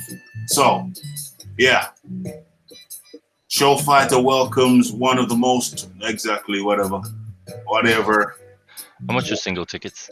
Wilder is, hold on, let me just scroll through. Wilder is particularly known for his formidable punch power, okay?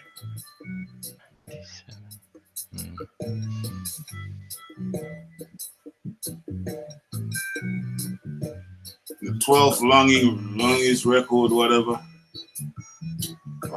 charitable. All of our exclusive events, you have the opportunity to meet your idol up close and personal with professionally taken photos printed. So that's when you get up close and personal, when you get a photo taken. You see, I've been to one of these things before. I don't know who put it on, but I guess it's the same people. These people. What? Early bird bronze. 55 pounds. Arrival at 45. Opportunity to purchase memorabilia. An inclusive, high quality evening program. Live unscripted interview. Unreserved seating. Early bird silver per person, 79 pounds. Arrival at 7:30 p.m. Luscious meal. Oh, you get a meal for that. Luscious meal. Opportunity to purchase memorabilia. High quality evening program. All that nonsense. Early bird gold. 139 pounds. Professionally taken and printed photo with yourself and Wilder. Luscious meal. All that nonsense. Early bird VIP. 229 pounds per person. A boxing glove signed by Wilder. Professionally taken photo. Luscious meal. Platinum meet and greet, table of 10. We're not interested in that. So we're looking at the early bird bronze. 55 pounds. Opportunity to purchase memorabilia, inclusive, stunning memorabilia, live unscripted interview, unreserved seating. Okay, but yet, I think I saw something on Groupon. Well, I know I saw something on Groupon, where Groupon are giving, they got some kind of deal where it's about 40 pounds, something like that.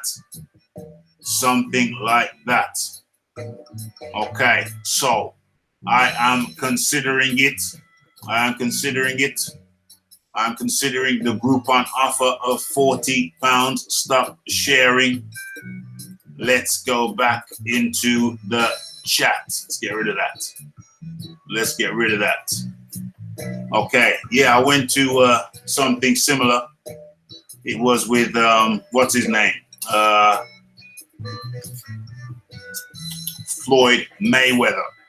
A friend of mine was working security there, and well, he actually wasn't working. We were somewhere else, but he said he's related to the people there. So we went and we got in for free. And what I noticed was that there was a distance. There was a distance between the people and Floyd Mayweather. And then he went into a little private VIP area where the people could see him, but there was that distance. You know, he was no closer than 10 feet. He was no closer than 10 feet away at all times. So it was, if I'm going with the intention of getting an interview, that would be highly tricky, Tommy Temper.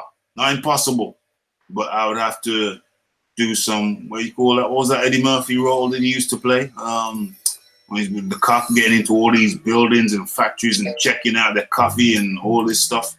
Beverly Hills Cop. Yeah, Axel Foley. Axel Foley. I would have to be in some extreme Axel Foley mode in order to pull that one off, to get the interview, which is clearly the objective. I don't know, guys. I'm just warning you that if I go, there is no guarantee of an interview. It would, in fact, be highly unlikely. I'm just trying to figure out how I could kind of just slip and slide and get in. Is it possible? Is it possible? Well, The other thing you need to consider, Raf, is what if his entourage has actually seen your videos? I have thought about that. I think it is highly likely that they will recognize me. And if Think they you'll have don't, to go in incognito?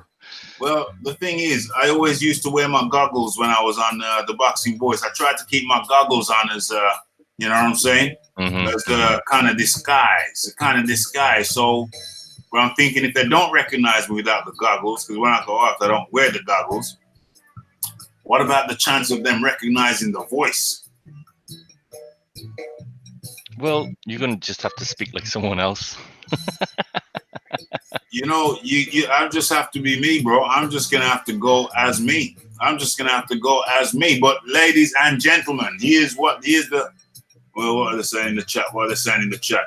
So your name is Raphael. And it will put them off your scent.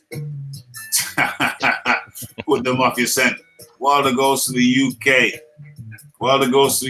Black tie events. AJ goes to the UK and gets back out. Well, don't get it twisted. The company, I think, are an English company, a UK company, and they put on the event. Wilder ain't putting on nothing. They're just saying, they set everything up and they say, hey, we'll give you X amount of grand to come over here and do a tour. This location, that location, another occasion. Wilder's just turning up. All I'll say is that Floyd Mayweather has some huge bodyguards. Humongous. Deontay would have an evening. You want his cars. Wilder's obsession continues. You need a pass. Get on it, Rafi. Get the exclusive. Let me know if you're going, Rafi. I will let you know if I am going, and is where we're at in terms of, okay, if you guys want me to go, I have, what is it now? Where is it? If you go, let me screen share. No, well, firstly, let me get to the page. Is this the page? It could be. I can make it the page. Who is that? That's me. Let's go into the About section. Okay, where are we? Boom. There we are. Let's share. Let us share. Screen share. Boom. Boom. Boom. Boom. Okay, folks, if you go into About, so you go to Raphael Dawkins Combat Radio, you will see home, videos, playlists, channels, discussion, and you will see the About section. Now, when you go into the About section, if you scroll down,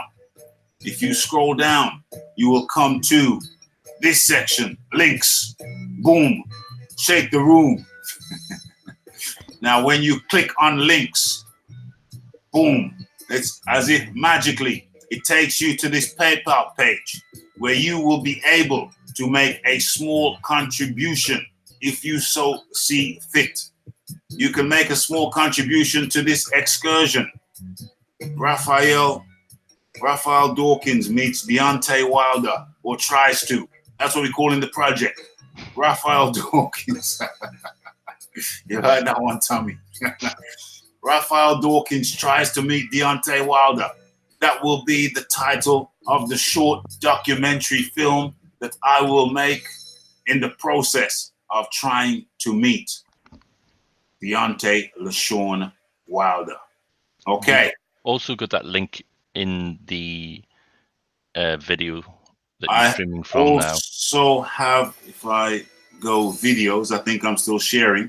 If I also go videos in all of my recent videos, because this was just a recent idea I had on Monday, Scott70, sent me a private message which he said I could share. I'm not going to share the video, the thing of the message, but he said I could mention whose idea it was. He came up with the idea. Well, I had the idea anyway, independently, that I was mulling over. And he contacted me, he said, Raph, why don't you set up a PayPal link on your channel? Why don't you set up a PayPal link on your channel so that people can contribute? Since you're going to be going to events, since you're thinking about going to events and what have you, why don't you set up a PayPal link on your channel so people could make a small contribution? And I said, Scott, I've been thinking about that since Monday. Well, it was since Monday because I wasn't going to go to the event. And then when I started talking about the event, I thought, well, hold on a second. How often is it that Deontay Wilder is in your neck of the woods? How often is it that Deontay, the elusive one, is going to be basically in your hood? As I was talking about Monday, I said, hold on a second. It's a bit ridiculous of me not to go. He's here. The jackal is here. And I'm not going to go. He's just a few miles away. So, what do you think about that, Tom? Yeah, you got to give it a punt. You got to give it a shot. I mean, I wish I'd been in Belfast when Wilder came over, but I didn't go. But I wish I had. Yeah, got to give it a shot. I mean, the ticket prices are ridiculous. I'm not expecting my people to punt up the whole sum, but if you get me halfway, I'll go the other half. Is that reasonable? Mm-hmm. Yeah, if you meet me halfway. Meet me halfway, I'll chip in the other half. I think that does that sound reasonable to you? Oh yeah, of course. Meet me in the middle. Meet me in the middle. Yeah. Meet me in the middle. Meet me in the middle. I wasn't going to go. And then I started talking about it on Monday. And I thought, hold on. Am I not supposed to be a journalist? Yep. Am I not supposed to be a journalist? Of course I'm supposed to be a journalist. So therefore, what excuse do I have for not going? What excuse do I have for not going? There's the link right there. You go to the channel. You see home, videos, playlists, channels, discussion, about. Click on about and boom. Bottom of the page in blue, boom. Takes you right there, right in the figure. No amount is too small. But one thing I'll say, anybody in financial difficulties, please do not donate. Anyone in financial difficulties of any description, please do not donate. Look after your home and your loved ones first. This is purely for people who have a couple of pounds that they're not going to miss. If you're going to miss it, I appreciate the gesture, but I would not like, I don't want money that people will miss. Please do not donate if you will miss it. How much to donate? No money is too small. Every little bit will help. If everybody who watches this video, minus the people who are not too financially comfortable right now, minus those people, please don't donate if you're not financially comfortable. Please do not. This is not what it's for. This is for people who have a couple of pounds in excess, a couple of pounds that won't miss. Then I recommend, then I'm happy to accept that. I have to give a big shout out to Scott70. He was the first person to donate. He came up with the idea. I came up with the idea, but he didn't know. Then he came up with the idea, and I said, well, I've been thinking about that since Monday. And boom, there is the link. So if you're in a position, if you want to see when Rafi, what was that title? When Rafi went looking for Daffy.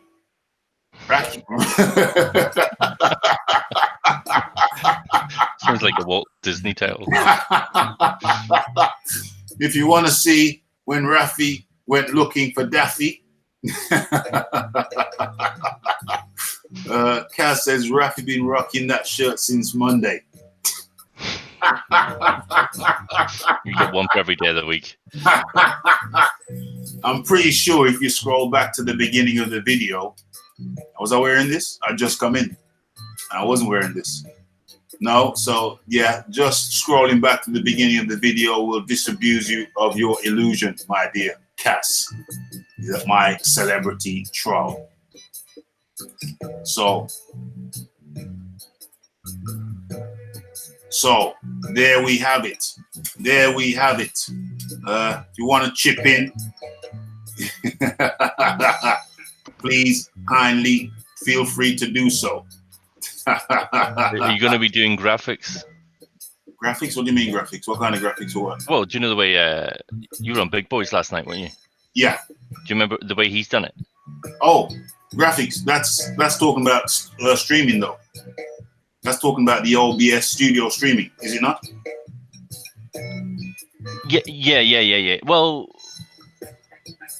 yeah. Yeah, that's One way of doing it. that's one way of doing it. One way of doing it. Yeah, no, straight video. Red Glove Burton says Cass is Rafi's biggest supporter. He never misses a show. He's a loyal troll. He's a loyal troll. Yeah, you know, I have to give Cass credit for his loyalty.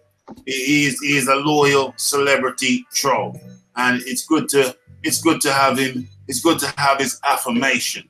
You know what I'm saying? It's good to have his affirmation. Okay. Big Boys Boxing is saying Dillian White has popped dirty. I am going to go and look for that right now. Dillian White. That ruins everything if he has. Dillian White drug test. But this is what I don't get about boxing, Raf. If this is true, and as a general rule, why do we always get the news after the fight? The fight seems to go ahead, and then they call it a no contest or this or that or whatever, but the fight still happens. Yeah, Big Boys Boxing. Could you post the link, please? Could you post the link, Big Boys Boxing? Because all I found is Dillian White heavyweight drugs ban upheld, and that's dated the 28th of March 2013. I'll have a look.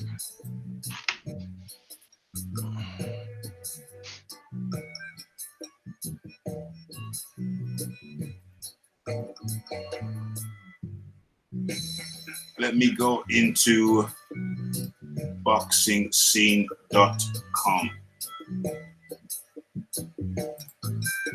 Okay, boxingscene.com. Yeah, I see it.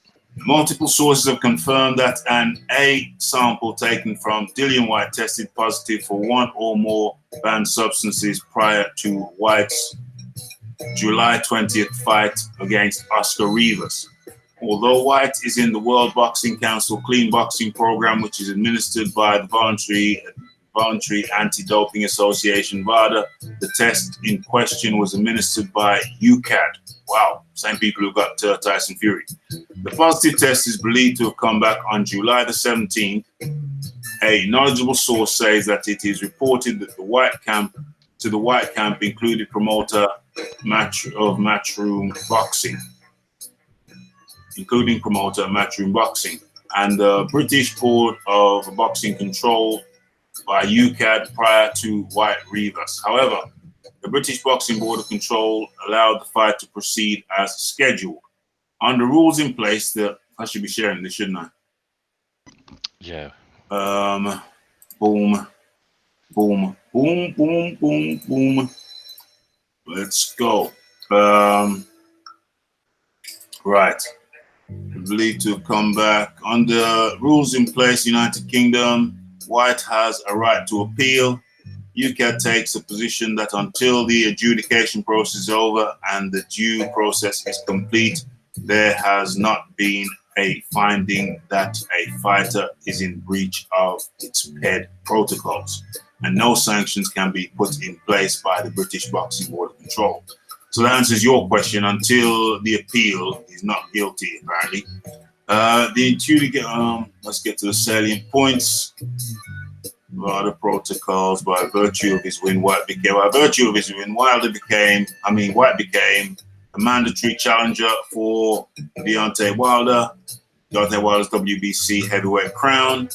In all likelihood, the WBC would have withdrawn its sanction of White Rivas had it been aware of the positive test prior to the fight. It has been widely speculated that the WBC will elevate Wilder to franchise champion status, thus eliminating the mandatory requirement that he will fight White. This latest development might further complicate White's path to a fight against Wilder. Editor's note: White previously served a 2-year ban from UCAD after testing positive for a banned substance. That banned substance was an over-the-counter energy drink. It was Germanian root, I think. That was the ingredient. Germanian root. Something like that, yeah. Where have you got that from, Tommy? Actually, from a stream I was watching last night. Germanian root is what he tested positive for the first time. Yeah, the Jack 3D business. Okay, the Jack 3D. Yeah, it was Jack 3D. Yeah. Kaz in the building. Kaz in the building, going nuts. He's doing a little jig around the campfire now. Kaz is doing a little jig around his campfire, around his tent in the woods as we speak. Let me stop sharing. There's nothing. Yeah, I've just read. Yeah, seen it. Pablo was kind enough to post it up. Tommy, they do have to fight tests. They do have to fight test 2. You remind me of a buddy of mine when I lived in Cyprus. I got love for you. Kaz is admitting his adoration of the Raphael. Thank you very much, Kaz. I was just about to time you out, so that was good timing, my friend. That was good timing. I was just about to. It was like the equivalent to kicking the dog when you get some bad news. You know what I'm saying, Kaz? You know what I'm saying? It's like that. Donovan, there's an article on boxing scene. Cristiano woo-woo. Money talks, that's why the results get revealed after. Ped says no way. Cass says yeah way. I say Yahweh. Why are you happy about that, Cass? Cristiano woo-woo. Cristiano woo. In White's defense, he desperately needed those drugs to make it pass. You see how the Charles come out to play and see the first bit of bad news. The first bit of bad news. I want to see, well, first of all, what are my pronouncements? What are my pronouncements on this situation? Well, first of all, after serving a 2-year ban,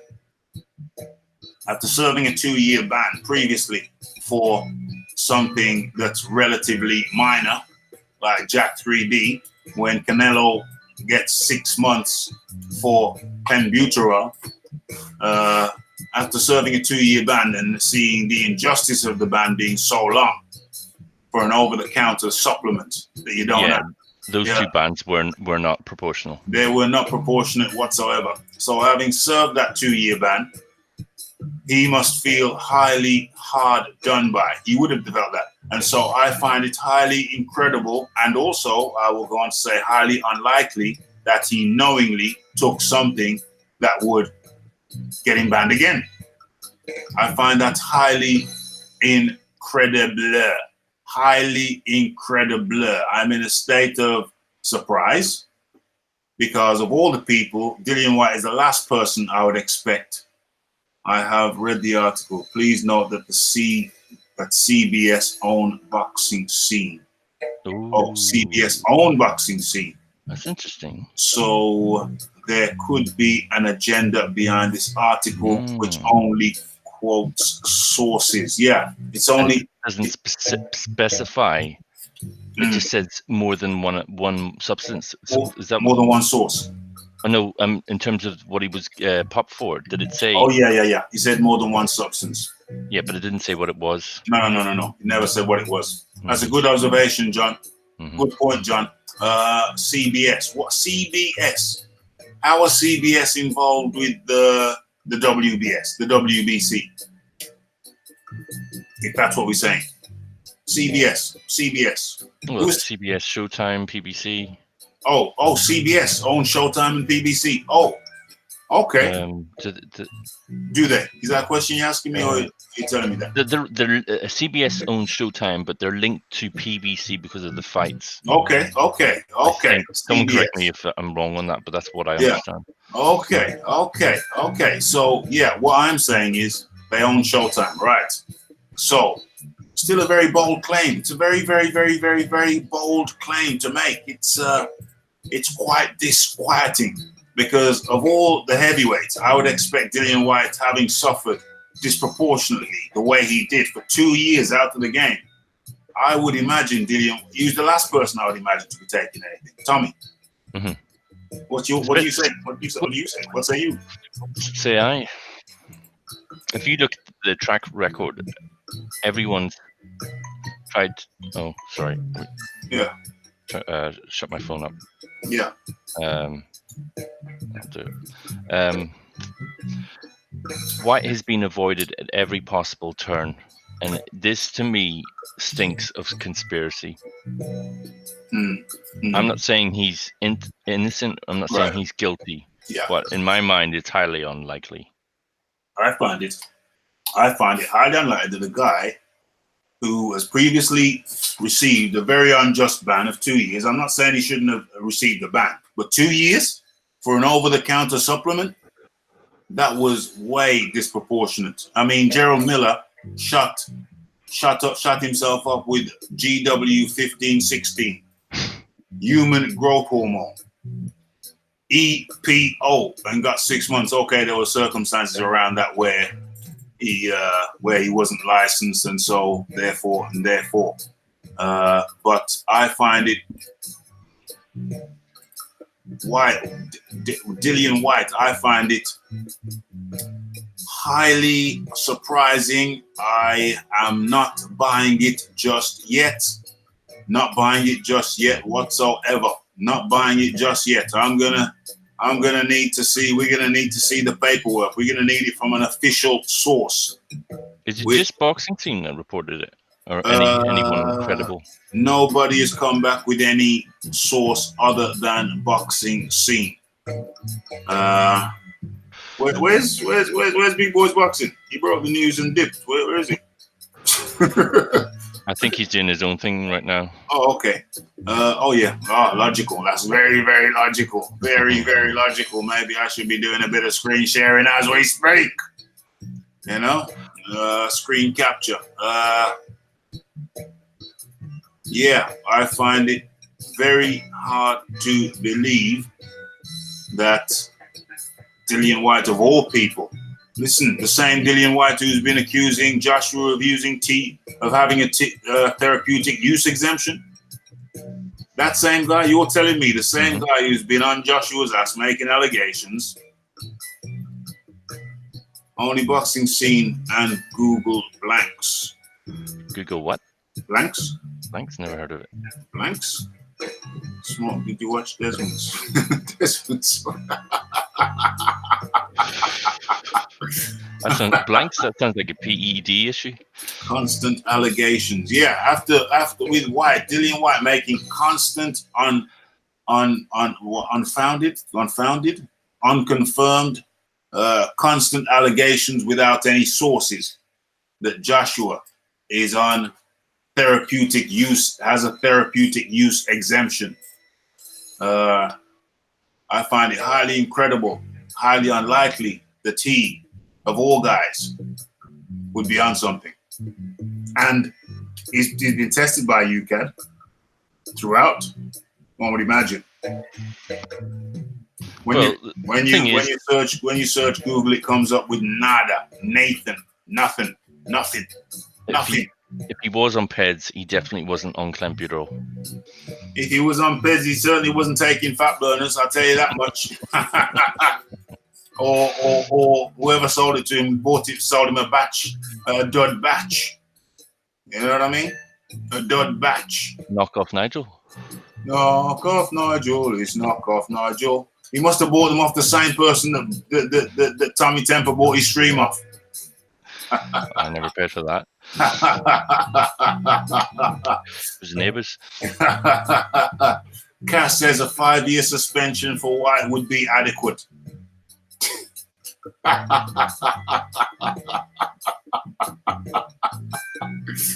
Kaz is hilarious. Absolutely hilarious. Knock off Nigel. How long do you think we should suspend Kaz for? That's the real Well, question. How long should we suspend Kaz for? if you think White should get five years, I think Kaz should get 5 times as much as he normally gets. 5 times as much as he normally gets. 5 times as much. This is crazy news. I hope it's a crock of you know what. I think it's permanent, says Ped. Ped says Cash should get a life sentence. Cristiano Wu says 5 minutes. Oh dear. We don't go down into small increments. This is crazy news. I don't know if I'm buying it. It seems like a proverbial crock of you know what.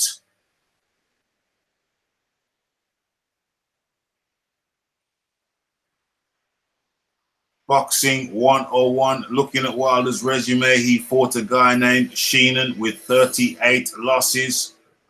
Really? Oh, that's the other thing I wanted to bring up. Do you know when you were on that page and it said that he has a knockout percentage of 37.5? Yeah. That's wrong. He didn't say 37.5, he said 97.5 or something. No, I'm sure it said 97. 97, yeah, he did. 97.5. Yeah.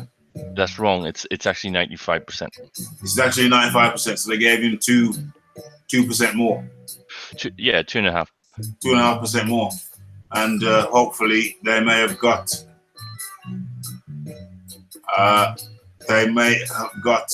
hopefully they've got this information wrong. This is bad. This is very, very bad. I hope they've got it wrong. I can't see it as being true, but of course anything's possible. But well, I think even Wikipedia's got it wrong, but it's very easy to sort out. All you have to do is divide 1 by the number of fights he had, which is 42.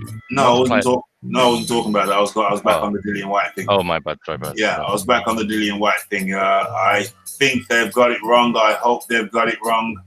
I find it highly unlikely that somebody who's been so vocal about anti-doping would have doped.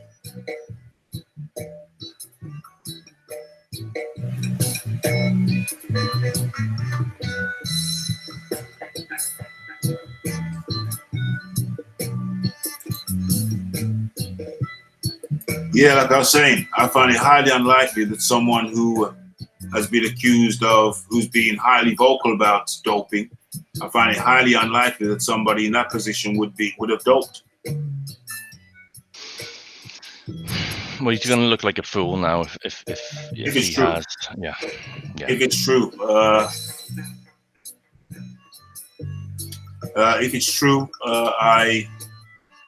I would be speechless, not quite speechless, but almost speechless. I would be very, very, very surprised. And yes, I have received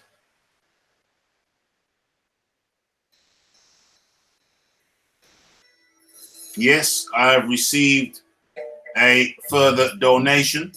Going back to the Deontay Wilder thing, I have received a donation. Someone in the chat has given a donation. So much thank you to. Should I name the people who give donations? Yeah. Or okay, I have received a donation from Tommy Temper. So Tommy Temper has sent a donation. Where else? Where are we? I have received a donation from Scott70, who lives abroad. So this is not the the sleeping at this time where he lives. So donations have begun to come in. Anybody new to the chat? Anybody new to the chat? Let me re-inform you if you missed it. A lot of people want me to go to the Deontay Wilder thing. Deontay Wilder is in Birmingham. Deontay Wilder is in Birmingham on Saturday. He's doing a thing, and he's doing some kind of black tie event. And the chat suggests that they want me to attend. Now, where is that thing? Why did I delete it? Why did I take down the damn Deontay Wilder thing? Why did I do that? I knew I'd be needed again. So I'm going to have to look for it again now. Easy to find. Let's do it again. Deontay Wilder in Birmingham.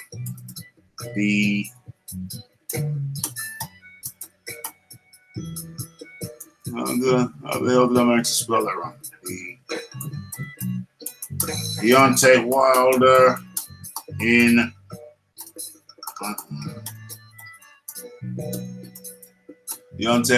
Birmingham, ICC. Okay, so there we have it. Here we have it.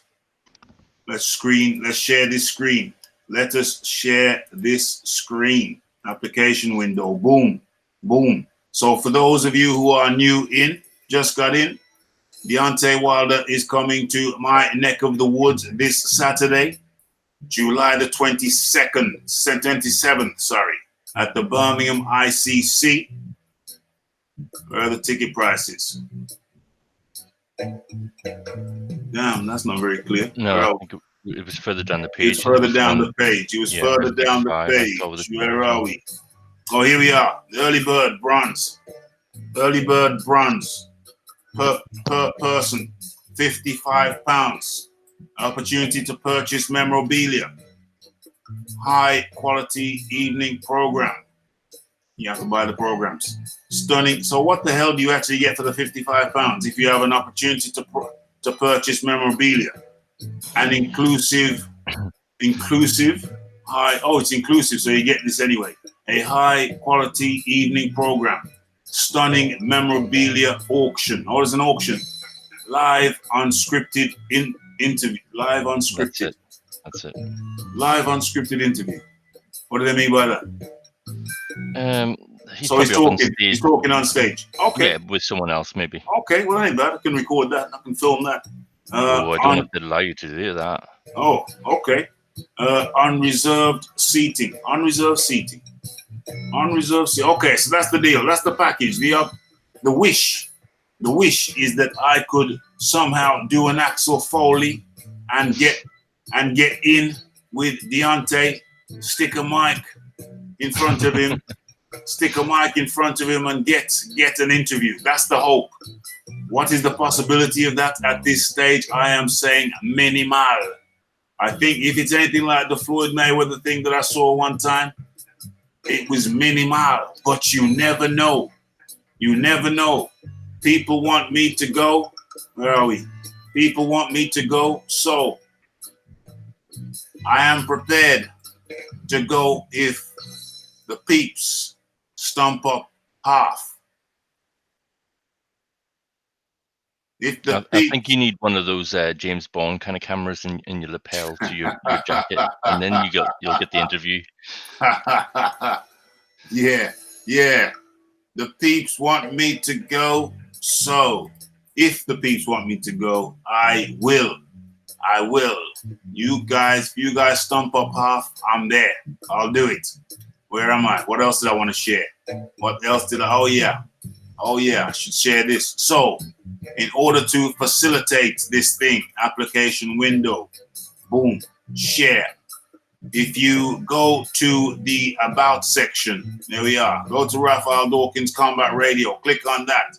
It will take you to my homepage, the videos, the playlist, the channels, the discussion, and the About section. You click on that, scroll down the page, and you will come to this. It's under links, and it's a donation button. You click on the donation button, and it will take you to the PayPal account of Raphael Dawkins Combat Radio. Put in the figure that you're comfortable with, that won't have you missing any meals, and click next, and you are in. Boom, boom, boom. That's the way you do it. For anyone who wishes to donate to this event, then kindly feel free to do so. Okay, and that will be ongoing. That button will remain there for upcoming events. For anyone who wishes to donate to the channel for upcoming events which I intend to be traveling to events. And if the donations are there, that will facilitate the next phase of Raphael Dawkins Combat Radio. So now you know. And also in the videos, in this video, for example, if you scroll down, you will see as a matter of fact, let me share this too. Boom. Boom. Application window, boom, share. So go over here. If you scroll down in this video and all future videos, you will see this area, https://www.paypal.me, Raphael Dawkins. If you wish to do so, in every video going forward, there will be that opportunity to make a donation at any time. So you don't have to go to the About page. It will always be there. And any donations will be used to go to upcoming events. And of course, Raphael Dawkins Combat Radio upgrades hardware, equipment, and what have you. So there we have it. Let's stop sharing. So we got a couple of days to make that happen. If you get me to the halfway mark, I'll do the rest. Meet me halfway and I'll do the rest. If we don't get halfway, then obviously then nothing ain't going on. Nothing ain't going on, but it's just an opportunity. It's an opportunity for you, an opportunity for me. We'll see. We'll see how it goes. If we get to the halfway mark, boom, I'm there, mate. I'm there to share, record and share what goes down. Secret recordings, you know, little camera behind the lapel. Yeah, you know, one of those little camera on the rim, little camera on the rim of the bowler hat. You know, yeah, you know one of those. You know one of those, the little camera on the handle of the long umbrella. Yeah, that's how we're doing it now. Raphael Dawkins Combat Radio. And what are we saying now? What are we saying now? What's going on? What's going on, Tommy?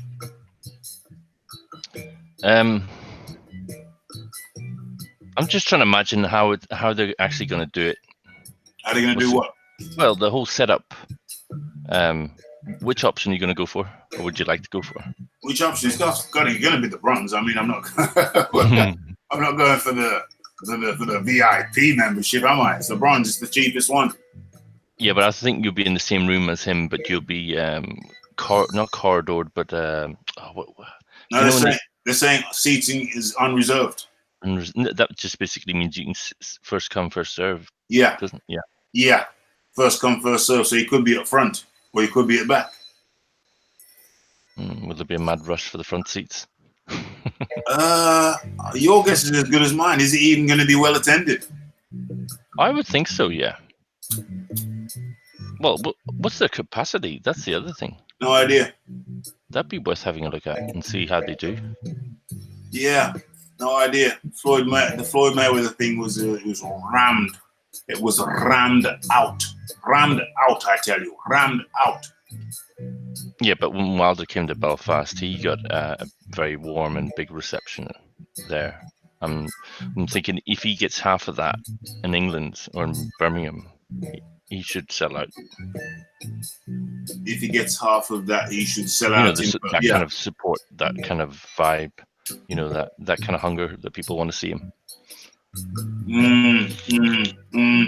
They didn't have to pay though in Belfast. That's true, because he was at the stadium, wasn't he? He was at the stadium. I mean, it's best for me if it wasn't well attended. Yeah, true. It'd be great. Just imagine if I walked in, it was empty, it was just me and him. No, I reckon it's going to be you, him, and if BFTB has the money, you'll see him there as well. Just imagine if I walk in the place and it's just me and him and his bodyguards.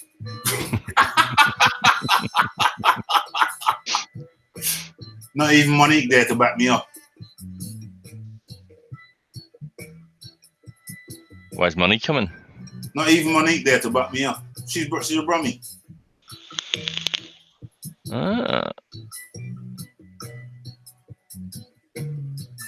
So, you know,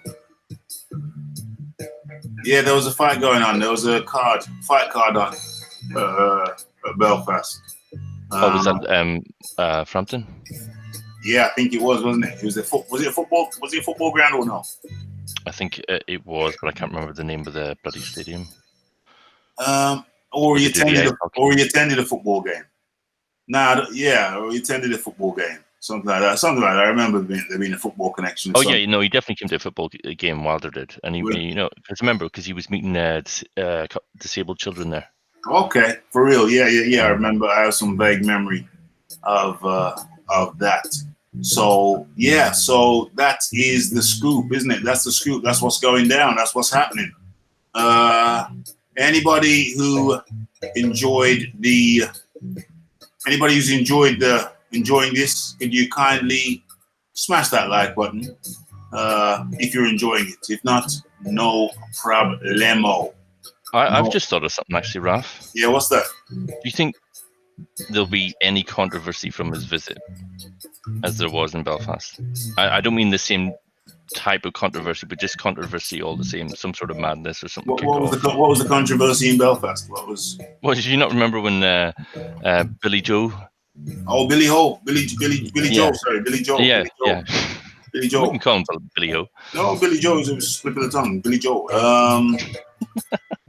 Yeah, Billy Joe. I don't think anybody's gonna chuck any stuff at him at Nando's, although Nando's just up the road from there.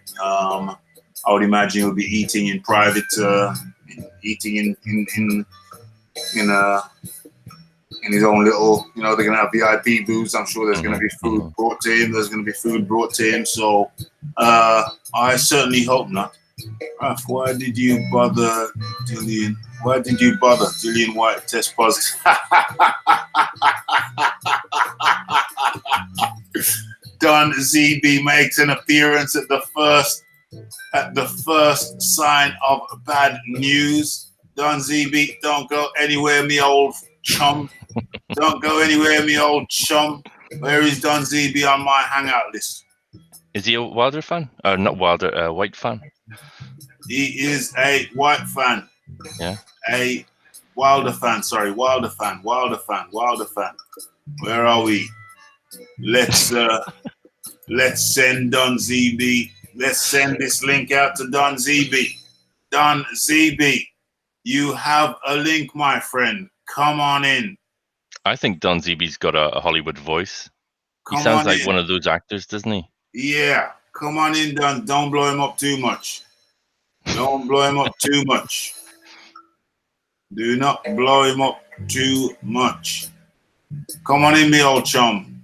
Come on in. Let's chop it up a little bit. Let's chop it up, Don ZB. Yeah, what's up, Rafi? Don ZB comes in record timing. Don ZB comes in faster than bloody Ben Johnson. Hey, I'm driving, man. Like, I literally just heard and I had to come in, bro. Yeah, well, it's good of you to join. It's good of you to join me, Don ZB. You heard the bad news. Don ZB, I got some worse news than that, though. What? That news has been reported on one channel, one news source, which is owned by the people who own Showtime. Oh, really? Yes, that's the only place that has reported the news. It's been reported on BoxingScene.com, which is owned by CBS. No. Who own Boxing Scene. Okay, yeah. Boxing Scene is affiliated with Showtime, but correct. They are not. I don't consider them like a Showtime platform. If you had told me Fight Hype, then I would have believed that. But Boxing Scene, they've been pretty much a little bit fair to everybody. Well, all I'm doing is I'm telling you that the only people who have reported that news thus far are BoxingScene.com, and they are owned by CBS, the same people who own Showtime. Okay. So I don't think you should. I think your celebrations might have started a bit premature. Donzi. I'm not celebrating, man. I just wanna hear. Hey, I just wanna hear your take on it. Well, And I don't have a problem with Dillian White, bro. I don't. You know yeah. what? I became more of a fan of Dillian White after Saturday Why?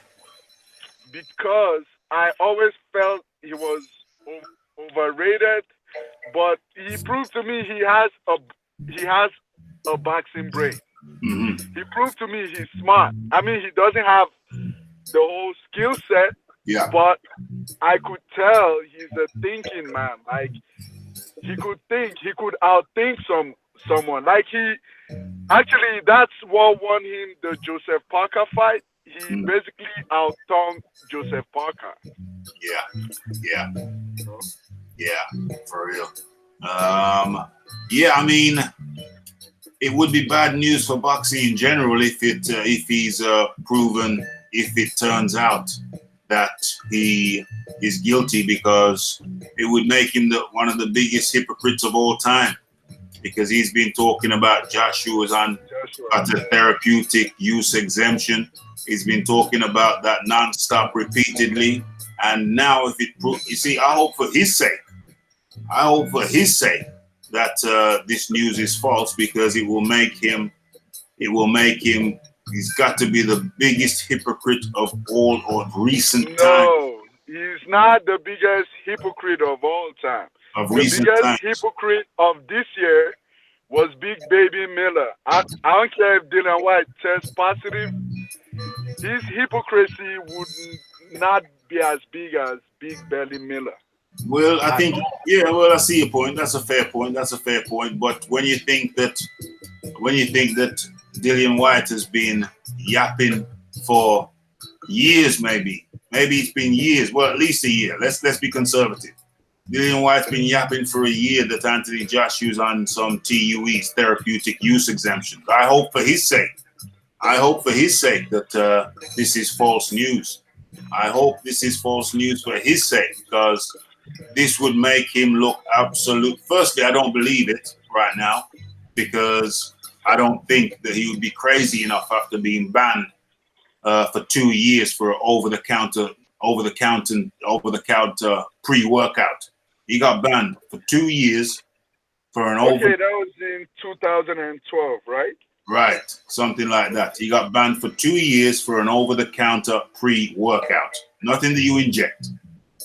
So if after having that experience, he is crazy enough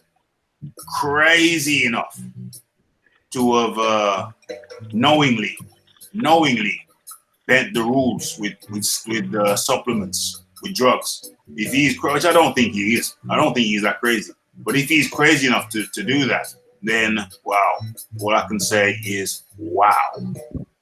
You know, if he has come up with some adverse reading of some description, then if it is true that he has come up with an adverse reading of some description, I hope it's something relatively minor, like I don't know, like Billy Joe's kind of Vicks nasal spray. Yeah, I don't think it would be as bad as Miller's. That would be crazy. Yeah. That's one of the worst. Miller's violation is one of the worst in recorded history. I don't know any boxer who's tested for so many different things as Miller, and there were strong substances too. There weren't mild things. I mean, if it is true that Dillian White has failed for something, then if that is true, then I hope it's something ridiculous like ginseng or something crazy like something. That's probably because I don't believe Dillian White would knowingly use something, but the people around them, their strength and conditioning coaches, they might give them like a supplement that they don't even know. Well, no, because he works at the people who he works with. They're at Loughborough University, and Loughborough University has a very highly advanced sporting facility with program with an advanced facility, and They have high class athletes, Olympians, and so it is essential that everything is clean up there. You know, that's how they work. They work clean. So, you know, it's very difficult for me to comprehend that this could be true unless it's something crazy like ginseng tea. Like there's a molecule in the ginseng, you know, that will give an adverse reading. If it's something like that, then yeah, fair enough, I can believe it. But as for any, I have a quick question. What do you think about Alexander Usyk challenging Dillian White? Challenging Dillian White? Has he challenged him? Yep, Dillian White is complaining about the WBO ranking Usyk ahead of him, and Usyk said he has a solution to it. Why don't they fight, and then they would know who's supposed to be number one? Okay. Same thing. That was the same thing Dominic Brazil said to Dillian White. That was the same thing Luis Ortiz said to him.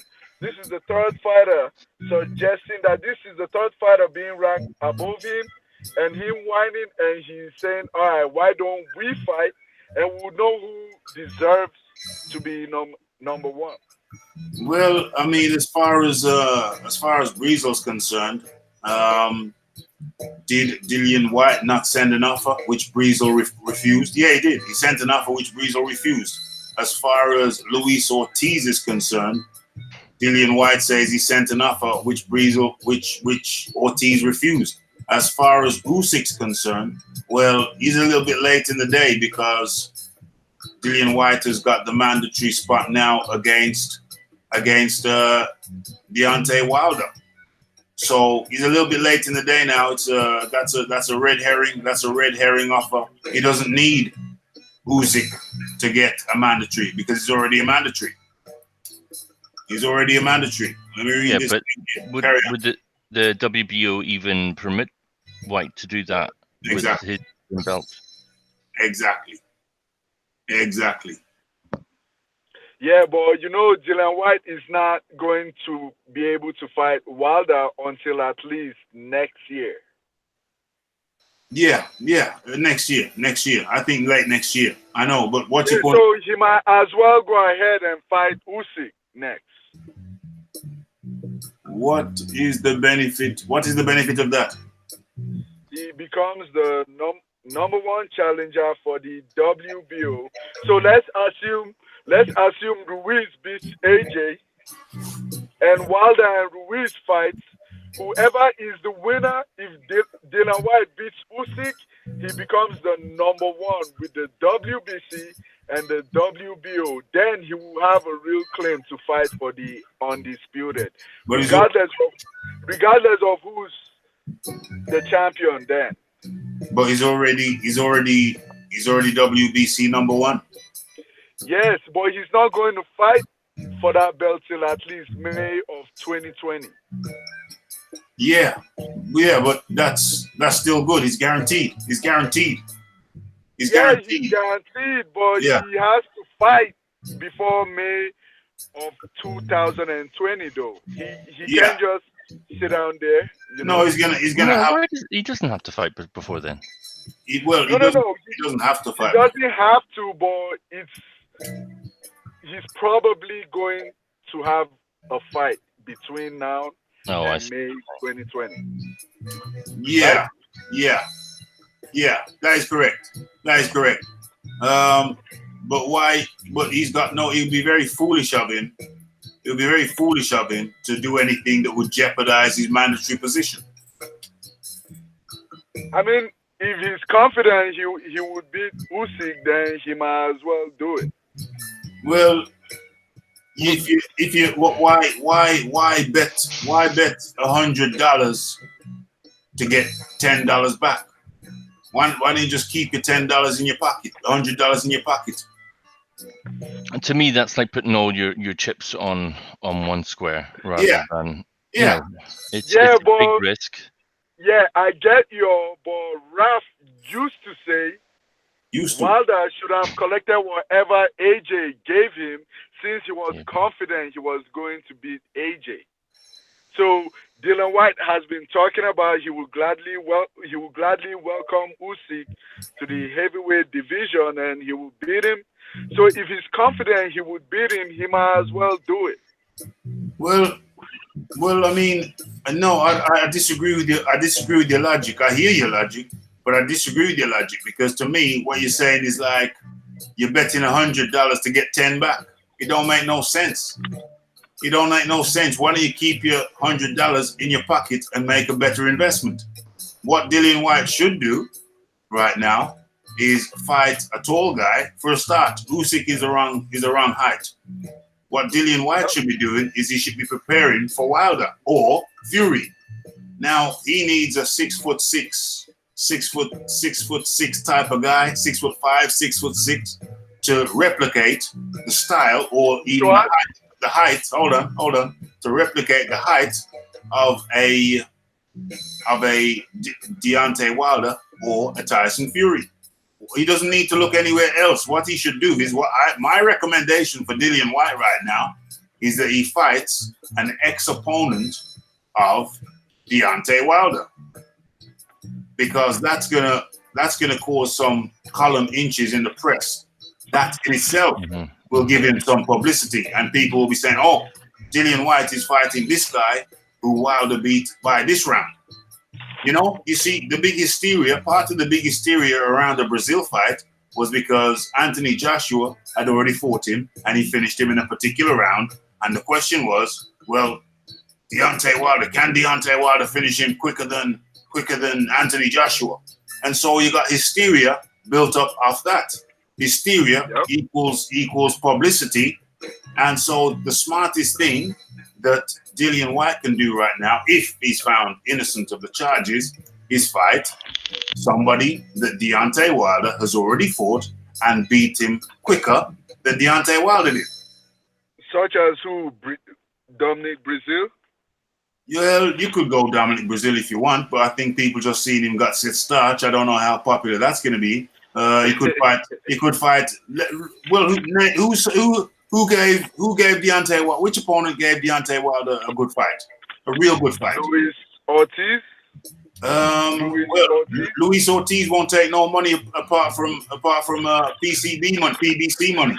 Anthony Joshua offered him $7 million. He wouldn't take that. Dillian White can't offer him. Anthony Joshua offered Luis Ortiz $7 million, and then he declined it. Washington gave him a good fight before he got knocked out. Well, there we go. That was my question. That's what I led you into. You walked right into it beautifully. So, so Washington is the guy. Washington is the guy who gave Dillian White. I mean, Deontay Wilder. No. He didn't give him. He didn't give him hard time, man. He just boxed him good for 3 rounds. Okay, well let's say that then. Let's say Washington boxed Deontay Wilder good for 3 rounds. Okay, fine. So he boxed him good for 3 rounds. Now, let's let Dillian White ship in, and I think he's about 6'6", right?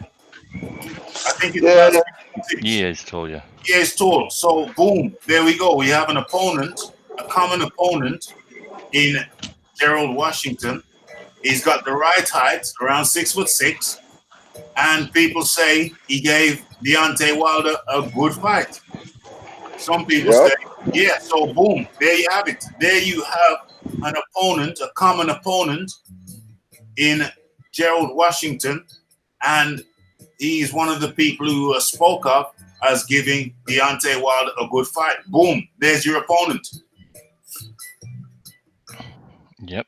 And he won his last fight as well, didn't he? And he won his last fight against Robert Helenius by knockout. That's right. So boom, there is your opponent, my dear friend. There is your opponent, Mr. Don ZB. Everybody knows Dillian White would knock out Gerald Washington, bro. We don't know until everybody knows Anthony Joshua would knock out Ruiz. Stars make fights, but I don't even think I'm gonna be honest here. If I watch that fight again in my head, I don't think Washington was actually knocked out. I think he was like, "Oh, forget this." He's like, yeah, I mean, and he was a relative novice back then. So now he's had a chance to accumulate some experience. So you'd have to say he's probably a better fighter now than he was when he fought Deontay Wilder. So he's a very, very credible opponent, Mr. Don ZB.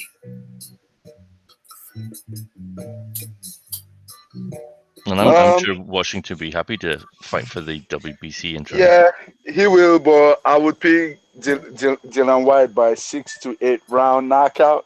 To be honest, I would rather see Dillian White versus Dominic Breazeale than Gerald Washington. You would rather see Dillian White I think that's a more competitive fight. Okay. Dillian White versus Dominic Breazeale. Dominic Breazeale, yeah. Is more competitive than what? Gerald Washington. More competitive. Break that down for me. Break that down for me. Yep. Break that down for me. I think Dillian White versus Dominic Breazeale is going to be a more difficult fight for Dillian White than Dillian White versus Gerald Washington. Why? How and why? Dominic Breazeale is more durable. I know Wilder knocked him out in round 1, but besides that, he's proven to be a little bit more durable than Gerald Washington. Proven to be more durable than Gerald Washington. Well, he's been going. Let me bring up. Where are we? What is this? No, that's that. This is this. Okay, let's close a few windows. Let's close that. Let's close. You want to close that? Or do you want to come back to that? No, boom, close that. Okay, let's bring up. Where's Boxrec? Have I got it up already? Oh, Boxrec's already up. Boom. Let's go to Breazeale. What's his first name? Dominic.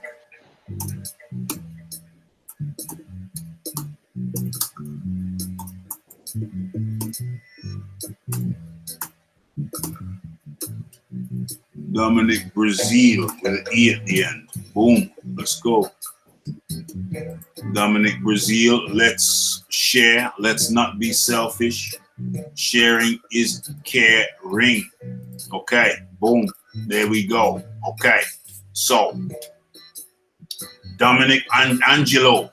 That's one of the good things about Boxrec. It gives you a laugh when you read the middle names. Angelo. Okay, so Carlos Negron. KO. What round? Oh, forget that. Let's go bout. Okay, heavyweight contest, 10 rounds. When did he knock him out? Was it not round 9 knockout? Okay, it was a 10-round fight, knocked him out in the 9th round. Okay, that's Carlos Negron. What kind of ranking is Carlos Negron? It's like 2.5. Okay, Carlos Negron.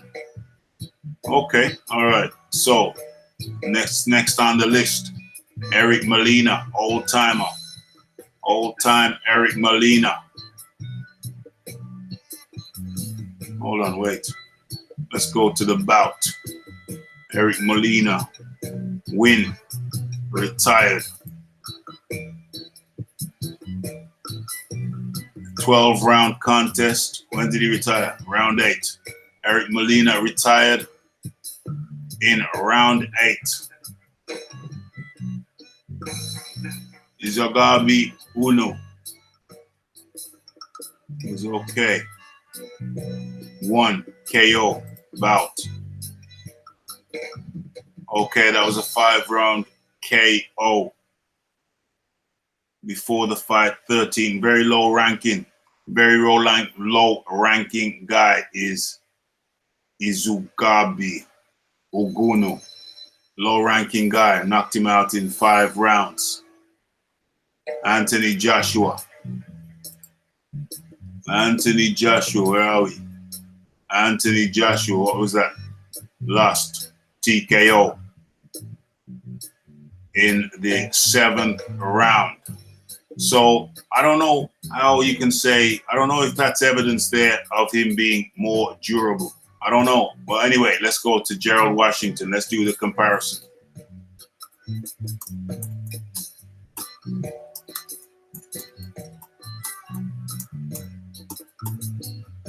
Gerald Washington.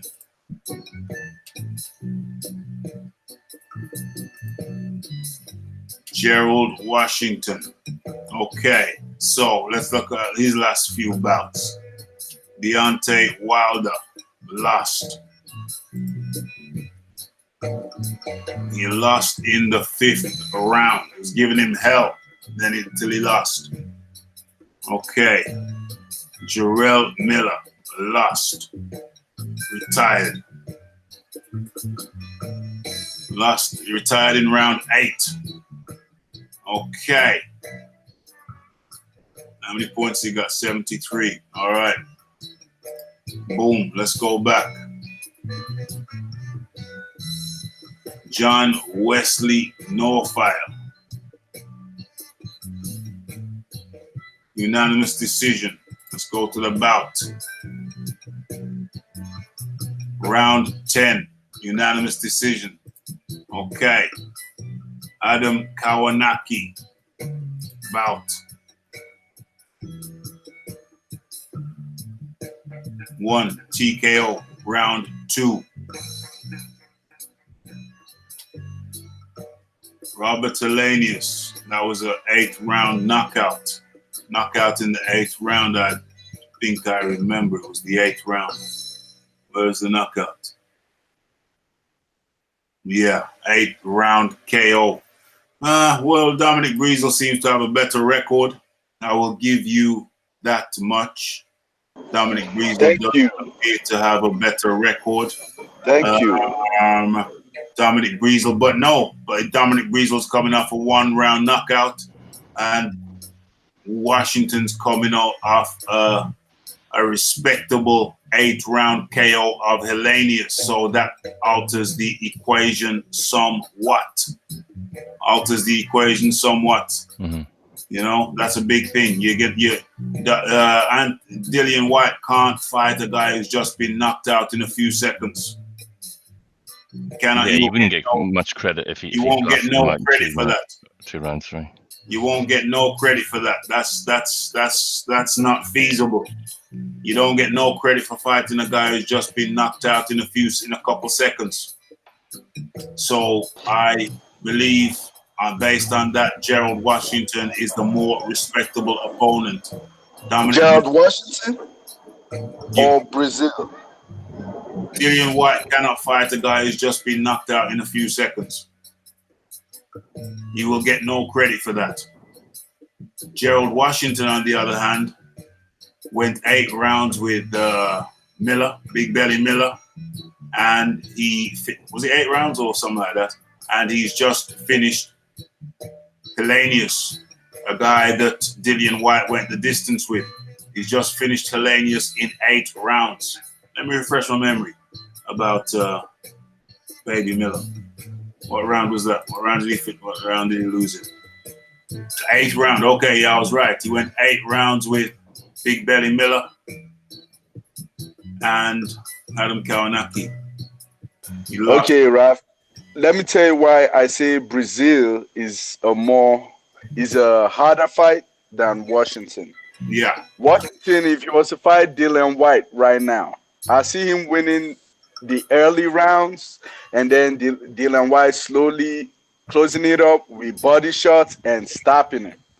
With Brazil, I see Dillian White outboxing him, but would always be in danger of getting caught with an overhand right hand.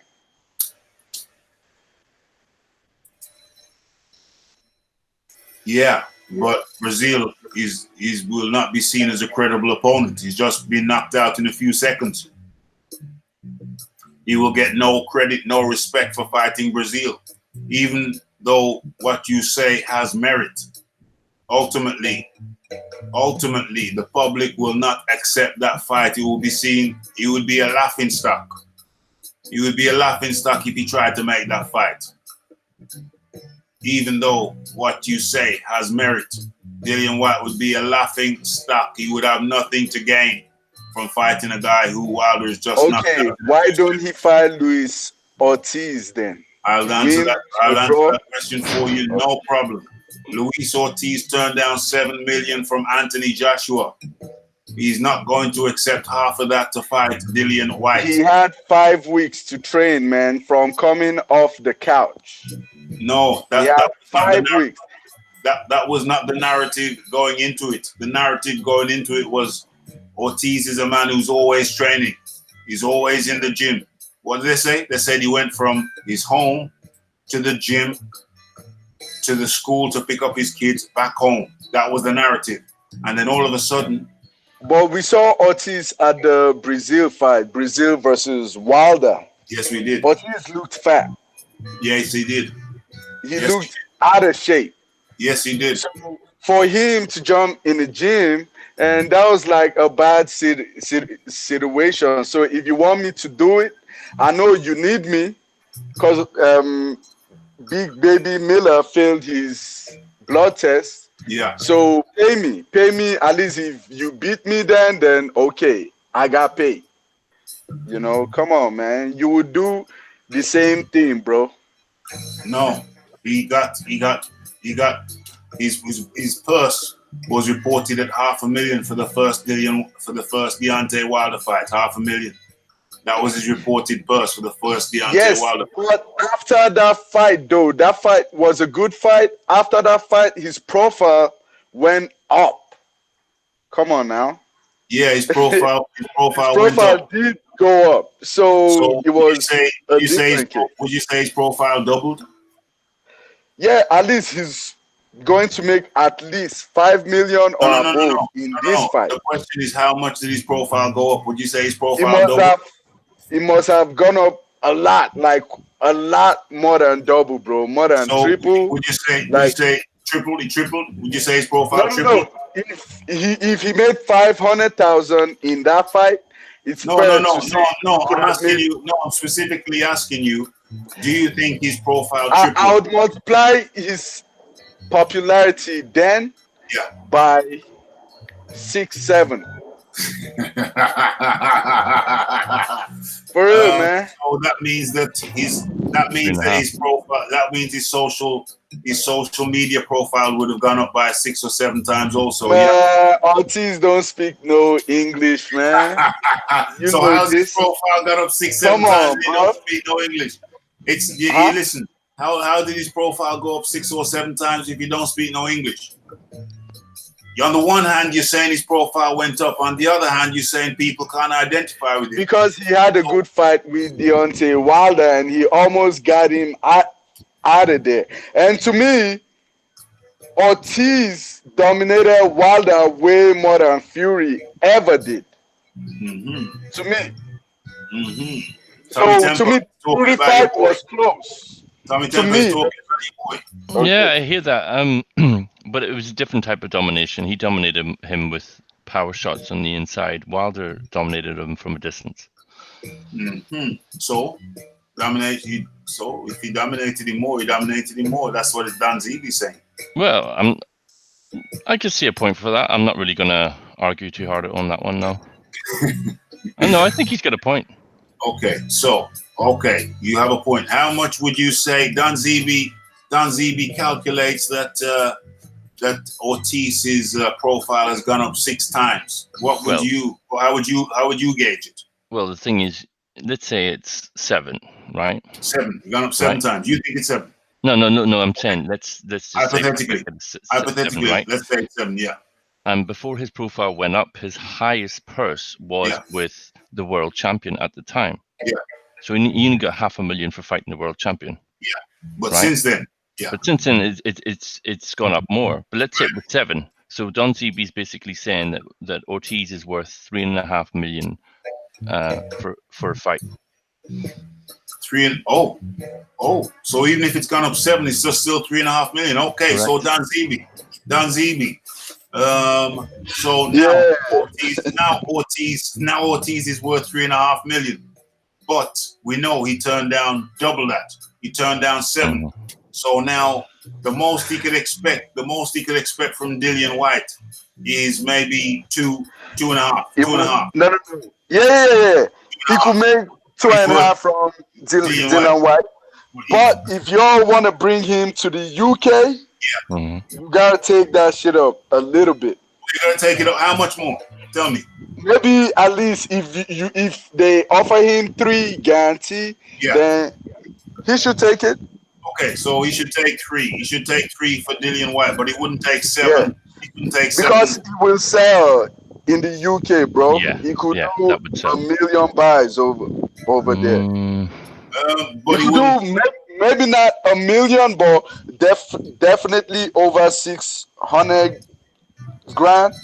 But he wouldn't take 7 million to fight Anthony Joshua on home soil. Because under the circumstances that the fight was going to take place, he was getting set up to fail, to get beat up.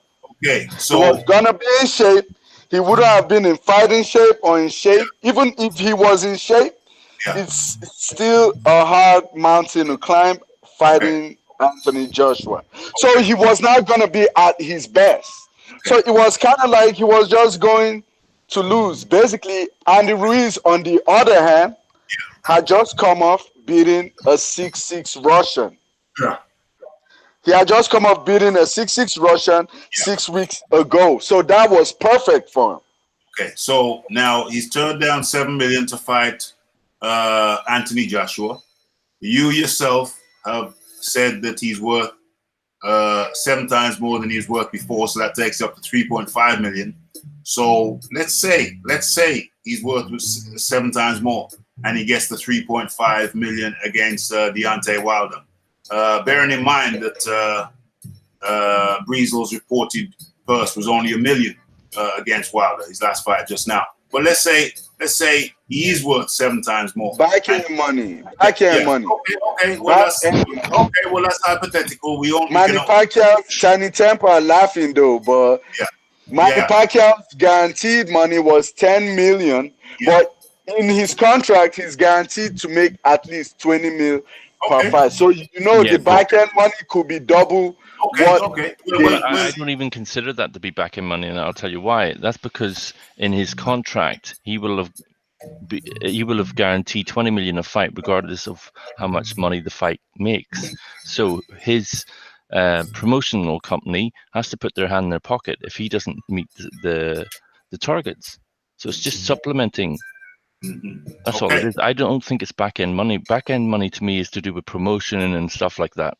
Okay, so I'm gonna go with your numbers, Danzi. I'm gonna go with your numbers. So Breezel didn't make 1 million. You said he could have made double. Okay, I'll go with your numbers. So he made 2 million. Right. So now, what's his name? Ortiz. He made 500,000 before, but I'll go with your numbers, and so that 500,000 is double. So they became 2 million. Right. So now, Ortiz, let's say he doubles what they made before. So they advertise him at 1 million, like Breezel. They advertise him. No, let's say they advertise him at 1.5. That's 1.5. They advertise Ortiz as earning 1.5. I'll go with your numbers, and they're going to double that to 3 million. Okay? They double that to 3 million. Fine. Excellent. But here's the problem. That's still only less than half that he would have made losing to Joshua.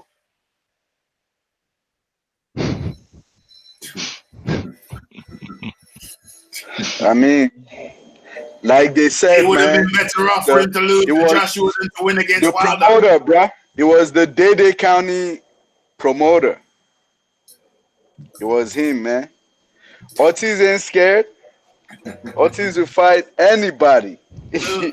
Okay, how much did Dillian White make in his fight with Oscar Rivas? I don't know. Has it been reported? Okay, see? How much did Dillian White make in his fight against Joseph Parker? That was reported. It was allegedly around the 3 million mark, I think. Tommy Temple. That was a non-title fight as well. A non-title fight. Non-title fight. Oh, that was a pay-per-view fight. Pay-per-view, but non-title. I think I remember a figure of 3 million. What Dylan White for that fight? Yeah, I think. Don't quote me on that. How much did Dylan White make against AJ? Not reported. Really? Well, look it up. Okay, I'm looking. Not How much did Tyson Fury make against Tom Sparks? Sure. Wow. Well, $1 million.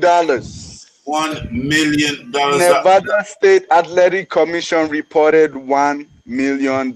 So what's up with? So where did this $100 million contract? I don't believe it's $100 million contract. Okay. I don't. But what's your point though, Don ZB? We seen my point is y'all keep like looking down on the money that the fighters here make. Like I'm not looking know at the money. I'm not looking at the money. I'm looking at the reason why a guy would turn down $7 million when he goes to fight Wilder. He'd be lucky to get $3 million. Because he believes he will be more prepared against Wilder. He believes he could win that fight against Wilder, and he's gonna get some millions against Wilder. Plus, if the pay-per-view sells, he's still gonna get back end from it. You know, so but what he's gonna make at least $5 million and could possibly win.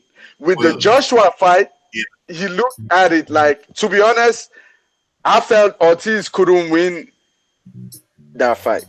With the way it came up 6 weeks, and I had just seen him looking fat. Come on now. Well, I didn't think he could win it. So I supported him to, I mean, I first felt 10 was high, but later I thought about it, and they actually needed Ortiz for that fight. Well, they needed him, but there was always alternatives. He wasn't the only guy. He wasn't the only guy out there.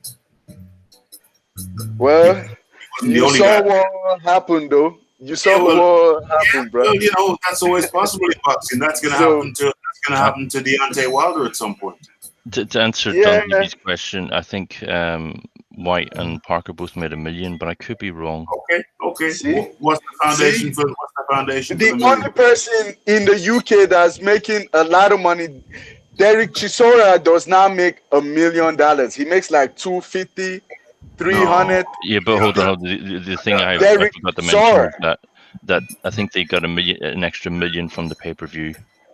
Okay, so that's the details aren't that concrete, and I've looked at a couple of different websites. You must realize that your pay-per-view over there is what, $26? Yeah. $1 million pay-per-view buys is basically what, 26 million? No, not 26 million. £1 million in pay-per-view. Dollars is $1 million pay-per-view is 20 million pounds. 20 million pounds. So basically, if AJ sells 20 million, you all say he makes 30 million per fight. How on earth is because half of that money is gone already. I think before you talk about a promoter. Yeah, half of the money for pay-per-view normally goes. Nobody on Raphael Dawkins Combat Radio says AJ makes 30 million a fight. His biggest payday was over in New York, and that was reputed to be around the 30 million mark. But that's not standard. No, he made 20 million for. Did he make 20 million for the Vlad fight? Yeah, in between 15 mil and 20 mil. That's standard. Bless up, fireman in the building. What's the news? The news is that Dillian White has tested positive as per reported by BoxingScene.com. BoxingScene.com is owned by CBS. CBS also owned Fox, who are closely affiliated with the PBC. The PBC, of course, are the umbrella under which Mr. Deontay LaShawn Wilder fights under. So thus far, the only place that has reported that news is BoxingScene.com, as owned by CBS. So that's the news that we have thus far. And yeah, I don't know. I mean, the like button doesn't seem to be moving. People are coming into the chat, but I don't see the like button moving. How could people be coming into the chat without the like button moving? I don't understand. Did you hit the like button, Don ZB?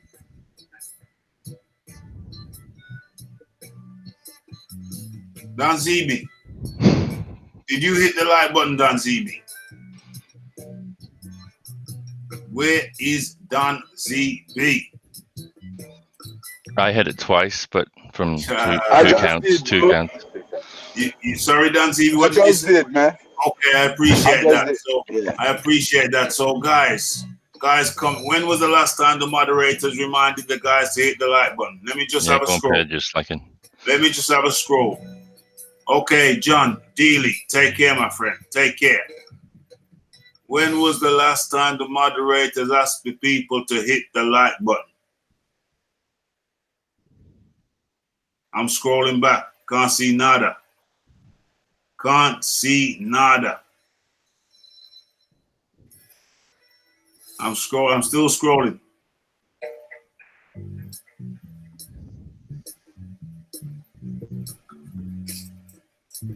So what we talking about? Smash the like button. Toby Bartlett asked people to smash the like button about what? An hour ago? Ped, don't complain that you're on your own. About an hour ago. I'm on my own. Okay. Looks like I'll have to address that situation. Get another addition to the team. Guy mods, all I ask is that you ask people you remind people every 15 minutes to hit the like button. Please, I would appreciate that. Yeah, every 15 minutes, just remind people to smash the like button. Otherwise, they tend to forget. Please, I would appreciate that. I don't want to have to break up what I'm saying every time to remind people to smash it. But anyway, I'm reminding people to smash it. Smash that like button on your way in. Where are we now? Okay, Don ZB. So, we don't know what's going on. We don't know the truth of the matter. If Dillian White has violated, then it's on him. He's messed up royally. If he has violated, I would imagine it's accidental. I hope for his sake. I mean, hey, I'm good. I'm good over here. You know, I'm good. I hope he's good. You know, if he's messed up, then he's messed himself up. You know what I'm saying? He's messed himself up. He ain't messed me up. He's messed himself up. So I hope for his sake. He hasn't messed himself up. You know what I'm saying? So final words goes out to Tommy Temper.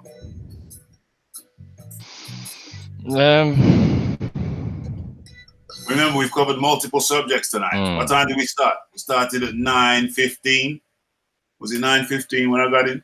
Yeah, thereabouts. About 9:15. It's now it's 12:34. So what's that? No, 9, 10. That's 3 hours 15 minutes. 3 hours 15 minutes. And people don't want to smash the like button. That's not good, man. That's not good, man. There's one thing I do want to say. I mean, I do understand what Don's saying about White fighting Usyk, but the thing is, White's had such a hard journey up to this point. He's earned his shot. For him to take the risk with Usyk, because we don't know how good Usyk is at heavyweight yet. I think that may be one risk too many. It's unnecessary. It's foolish. Yeah, it is. It's unnecessary. It's unnecessary. B, it's foolish because he should be looking to fight taller guys in preparation for Wilder. Also, he should be looking to fight somebody, in my opinion, he should be looking to fight somebody that Wilder's already fought. That's No, not yet. Not yet. Not yet done. ZB, your turn will come in a second. Finish your point. Finish your last point. Tommy Temple, please. But there is one scenario where that might work to his benefit, but it's unlikely. The scenario is that Ruiz beats Joshua in the rematch, and then him and Wilder fight for undisputed, and then where Ruiz wins.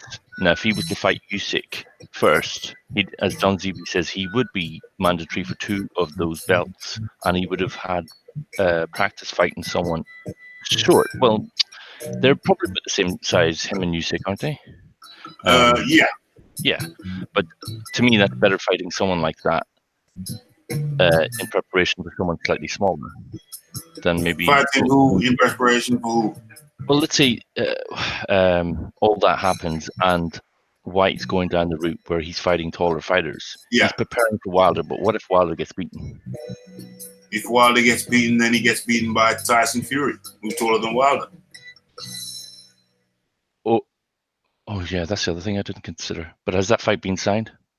Well, they both said he has been signed. Wilder said he's been signed, but he's a liar. And then Fury said he's been signed, and he's a liar too. So I don't know. Well, we'll have to see about that. See how that plays out. No, man. I gotta jump in, bro. Well, yeah, it's your turn now. It's your turn now. Yo, Wilder said he signed his own part. Yeah. And Fury said no. Wilder said it's both been signed. Wilder said it's been signed. The fight's been signed. Then Fury came out and said it wasn't signed. And then now that he's seen all the belts are with PBC, he's like, oh, I've signed mine. It's signed. Right. So Fury was the liar. No. You can't say that because you don't know when he signed. You can't Come on, man. You don't know when he signed. You don't know when he signed. You need to know when he signed. And confirmed what Wilder said, but no. He never confirmed what Wilder said. He said he just signed. So that's not confirmation. Yeah, but Wilder said he signed to fight Fury though, since November.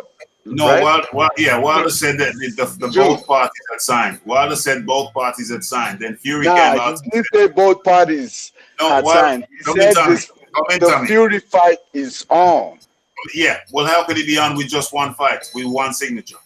Yeah, if you're a man, you've been talking shit, and they present the contract to us to sign, and I sign, the fight is No, the fight is done with one contract. That means if Fury doesn't sign, Fury is scared. One contract. No, that doesn't mean I don't care what it means, but one contract does not make a fight. One signature does not make a fight. Okay. Okay. Okay. So your final words. Your final words, done. Basically, I hope Dillian Whyte will find his balls. I hope he does not get suspended, and I hope he accepts the fight with Usyk. To me, it's a 50-50 fight, but if I was a betting man, you hope who accepts the fight? I hope Dillian Whyte would fight Alexander Usyk. I think we've been through this for the last half an hour. Why he's not going to go that route? We've been through this for the last half an hour. He might. I mean, you're not Dillian Whyte, so he might just do it. He may do it, but if he does it, a route already. And I was a betting man, I will pick Alexander Usyk to win by decision. Yeah, well, win by decision. Well, that's another reason why I shouldn't do it. That's another reason why I shouldn't do it.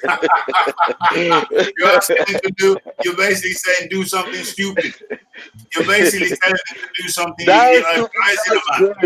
advising a man to do something stupid. That's brave, bro. No, that's brave. You said yourself that you would pick Alexander Usyk because he's the more skilled boxer. I picked. So why would he do something? Why would he do something like that when he's already got a clear route to the WBC? Why would he do that? Shit. That goes beyond logic. That goes beyond logic. That doesn't fall within logic. Anyways, though, him fighting Gerald Washington is a waste of time. I think Gerald Washington is a journeyman. You know, Derek Chisora is a gatekeeper. Derek Chisora is a gatekeeper. Gerald Washington is a journeyman. Well, and that's a waste of fight. Well, yeah, well, never gonna win a world title. You never could say gonna. You could say most of Wilder's opponents have been journeyman. It didn't stop him from fighting the journeyman. Most of AJ's opponents been journeyman, man. You could say Dylan White a journeyman. If you said that about Fury, I would agree with you, but not about AJ. No, Fury is an ex-champion. Fury is an ex-world champion. And AJ is also an ex-champion. AJ is an ex-world champion. Parker is an ex-paper champ. Hold on, Fury's never been an ex-world champion. He has. My bad. Paper champ. Well, Dylan White has never been a world champion. What's the Verna paper champ? White has never had a title shot. Severn was alright, man. He was somehow a paper champ. Somehow. Yeah, but Don, I think you're overlooking the fact that White has never had a title shot. Ever. He has with AJ. Oh, he wasn't a champ. I think AJ had his first title there. It wasn't a world title. No, he wasn't a champ. AJ wasn't a champ. Oh. But when AJ fought Brazil, he was a champ. Yeah. Okay. Wasn't his very next fight Brazil? You just said when AJ fought Brazil, he was a champ. Wasn't his very next fight? Basically, after AJ fought Dylan White, wasn't his very next fight Dominic Brazil? No, because he had to fight. But obviously, he had to fight first. Martin, okay. He had to fight Charles Martin to win the title. Then he had to fight. Then he had to fight. Who else did he fight? Vladimir Klitschko. No. Yeah, Vladimir Klitschko. Okay. Then he fought Joseph Parker. That sounds about right. Yeah, so I mean, AJ got Joseph Parker, you know. Wilder got Tyson Fury. He didn't win. He didn't get the win, but it was a draw. So they both got and AJ got Vladimir. So AJ got 2 world champions. Wilder got 1, and basically Wilder didn't win. So yeah, I mean, like I said, going back to what I said, I mean, the bulk of Fury's opponents have been journeymen. Joshua's been fighting legit top 10 guys and world champions. I mean, we'll see, man. The Joshua Hey, why does Joshua won the fight in the UK? I don't like fights in the UK, bro. Like the refs cheat. You asked me a question. Let me answer the question. The crowd cheat. Everybody cheat. The press cheat. I mean, you have a home game, and what's followed by a home game? An away game, yeah? No. Even look at the Dylan White fight versus Rivers. The Dylan White versus Rivers. Dylan White was winning. Yeah. Comfortably. Yeah. But when Rivers knocked him down, like for some reason, I felt this vibe, like the ref was buying him time. You felt a vibe. Vibe? You need to be more clear than a vibe. Buying him for real. Because Dylan survived that round, and when they came out the next round, the ref was adjusting his cup and his trunks and checking his gloves. Like, what the fuck? Adjusting his cup. Adjusting his cup. Yeah. Oh dear. Yeah. Adjusting his cup. Man, his shorts, man, his cup. Well, you know, you can't really talk about that, Don CB. We saw what happened against how the ref handled Luis Ortiz. Deontay Wilder against Luis Ortiz. He basically bought him a cup of tea in there. If he bought him a cup of tea, then the Fury Wilder fight, basically laid a bed for Fury to lay down till he felt like getting, till he felt like Tommy getting Temple back. is talking about your boy. What are you saying, Don? The count was late, long? Man, on so many levels. Let me start. Okay. Let me start. Okay. First of all, when Wilder dropped him, he counted. Fury woke up at, I think, 4 or 5. Like, you could see his eyes open and they went looking straight. And then sometime around 8, he started getting up. And he was up, according to the ref's count, he was up at 9. And when the ref was about to say 10, that was when he actually stood up. But the ref did not say 10. He was like, 8, 9, and then didn't say 10. Well, and then he asked him, you okay? Run here to the left, run here to the right. You okay? All right, fight. What the fuck? Well, you could look at it this way. That was a really heavy knockdown. So obviously, if Fury, if you don't make it, you don't make it. Like Rocky IV says, if he dies, he dies. Tommy's talking about your boy. Well, that boy arguably beat Wilder. I mean, he was doing good, but come on, man. First of all, there were at least 4 or 5 rounds that were extremely close. Could have gone either way. Fury won like 4 or 5 rounds. You could, if you wanted to say you gave him rounds clearly, you could have given him 4, maybe 5 maximum. Yeah, but how are you scoring the fight? What are you looking for? Could possibly be. But then you got dropped in 2 rounds. Yeah, that means that all Wilder had to do was win two more rounds, man. So it's not a robbery. No, actually, if you want to say Fury was outboxing him, yeah, but Fury as far as robbery, it wasn't. Wilder would have had to have won 5 rounds to have got a draw. No, yeah, come I've on. done the stats. I've done the cards. I can tell you now. Come on, that means Wilder basically lost 6 rounds and got knocked down. No, you're looking at it the wrong way. Right. Because there were 2 knockdowns, that's 4 points. That's 4 points. 4 points that you take All off. you need is 2 more points. No, listen. To get a draw. Listen. That's 4 points you take off of Fury's card. So that means Fury can only get a maximum of 116.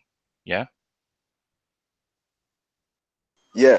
Right. Now, for every round that he loses after that, you take a point off and you add it to Wilder's scorecard. Trust me, I've done it. 113, really? 113 would have been a draw. A proper draw. So if you take a point according off to either your side, scorecards, according to your wait, take a point off either side for as what? in someone wins a round, so you take a point off either person. Yeah.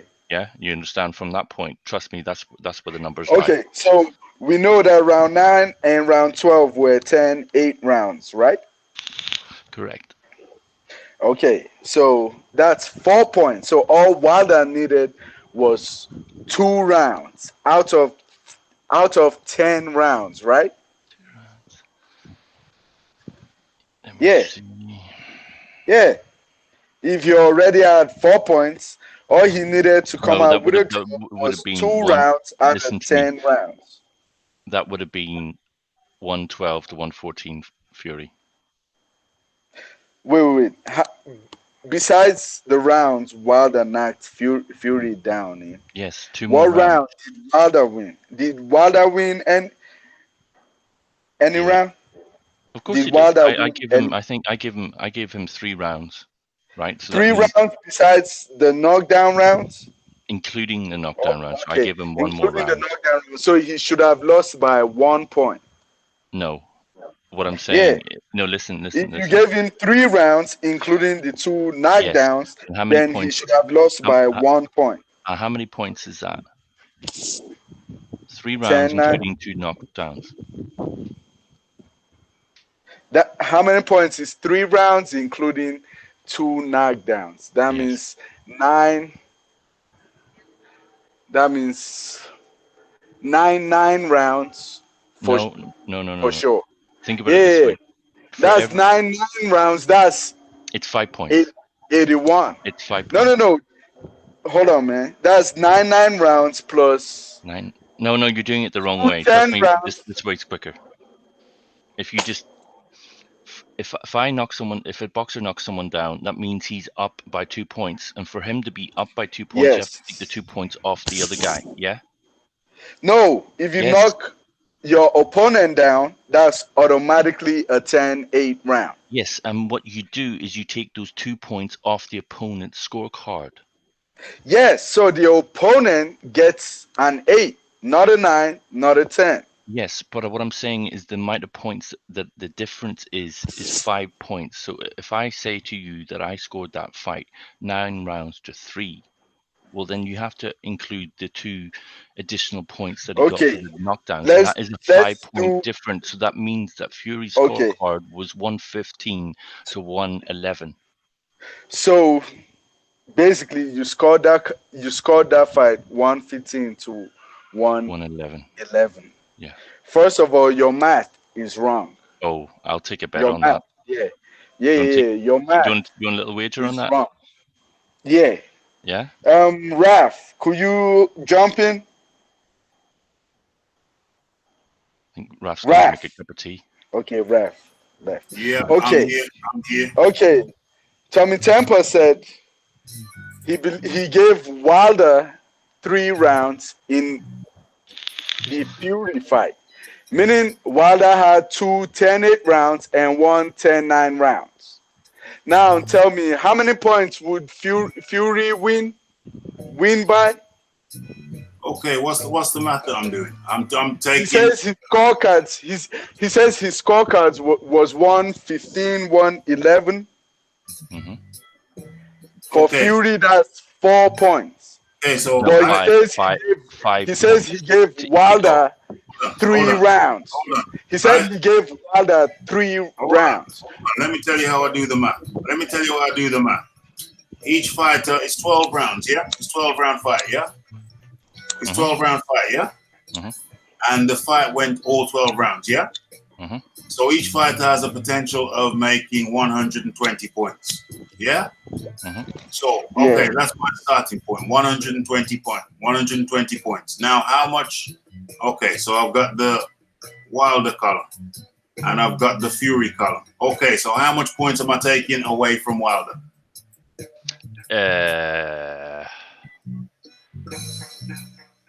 9. I'm taking 9 points away from Wilder. Yes. Do what's the 9 points for? Why am I Because taking 9? he lost 9 rounds, in my opinion. Okay, so Wilder lost 9 rounds. That's Tommy Temper. Okay, so I'm taking 9 rounds, 9 points. Okay, so 9 points taken away from 120 leaves 111. Is that correct? Yes. 111. That's 111 for Wilder. Okay, and how much points am I taking away for Fury? Fury lost 3 rounds, including 2 knockdowns. So that's 2 additional points for those 2. So that's 2 knockdowns. plus 2 plus 1. Correct. Okay, so 2 plus 2 plus 1, that's 5. So that means that Fury, according to your scorecard, had 115 points and Wilder had 111. Correct. Now, if Wilder had won another round on my scorecard, that 8-4 to Fury, that would have still given it a scorecard of 114 to 112. Only if Wilder had won 5 rounds, including the two additional points for the knockdowns, would it have been a draw, 113. The mass is there. I've done it over and over again. I've talked to a lot of people about it. That's solid. Trust me on that. So what was your last calculation? I scored it 9-3, that fight.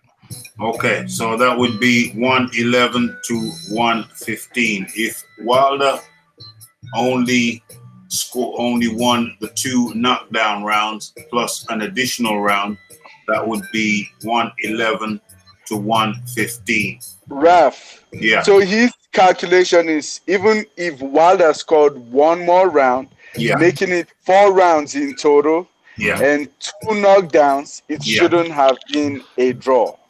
If Wilder scored an additional, Tommy Temper says Wilder won 3 rounds.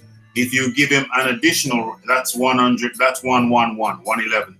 If you give Wilder an additional round, then that becomes 112 versus 114 for Fury. Yeah. Wait. How is that possible, though, man? Look, How is what possible? I don't know how you're making this math like get the answer that you want. Okay, can I explain it this way? Wilder knocked Fury down twice, and he won 2 more rounds. That should be if I do the maths on that, if I do the maths, I can do the maths on that. That's your figure. Yeah. So I can that do should the be a draw, right? No, that's a common misconception. Hold on. I'll do the maths on your scores. So we start off again with 120. Yep. And that's Wilder's side. So you're saying the 2 knockdown rounds, that's 4. Yep. Plus another 2 rounds, that's 6 altogether. Yep. So that means that's 120 minus 6. That means 14. Correct. That's 114. Now, on the flip side of that, so that means that's 2 rounds there and 3, that's 4 rounds to Wilder. Yeah? 4 rounds to Wilder. That leaves 8 more rounds. So if we Plus an additional 2. No. The 2's already in there. The 2's already in there. So hold on. You're saying so there's 2 rounds where Wilder received 2 points, yeah? There's 2 there's 2 rounds where Fury lost or scored 8 points as opposed to 9 or 10. Yeah? So that's 4 points to 6. Wilder. No, that's 6. 4. 6. That's 4. No, then the additional rounds, the 2 additional yeah. rounds equals 6. Yes. So right, so that comes up with a score of 114 for Wilder. Nope. Yeah. What? Fury. No, for Wilder, 114 for Wilder. No, you're taking it off the wrong scorecard. You take 2 6 off. You take 2 plus 2. But you take no, I know, but you whatever. Plus another 2 is 6. Yeah, but you take those points off the opponent's scorecard. Oh yeah, sorry. Flip it over. That's Fury. 114. That's Fury's score. Okay.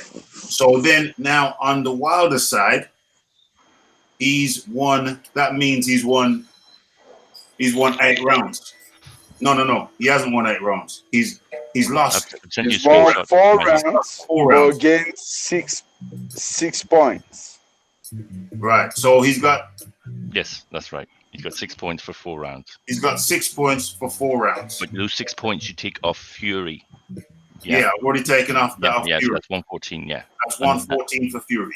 And if Fury won all the other rounds, you take that off Wilder's scorecard. Yeah, so that leaves what? So that's 8. 114. That means Fury won. That means Fury won 8 rounds. Correct, and you take that 8 away. So it's 8 minus 120.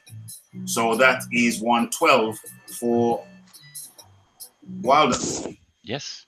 And what I said. Yes. Check the math. I just spoke it aloud. I know, but Don ZB's in shock. Hold on, man. All right.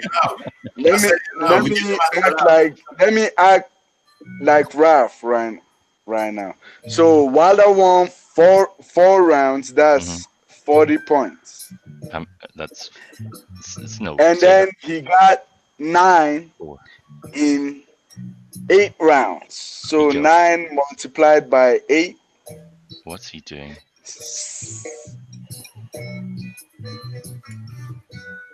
Wilder got 9 points in 8 rounds, right? 9 points in 8 rounds. Yeah. You could do it that way.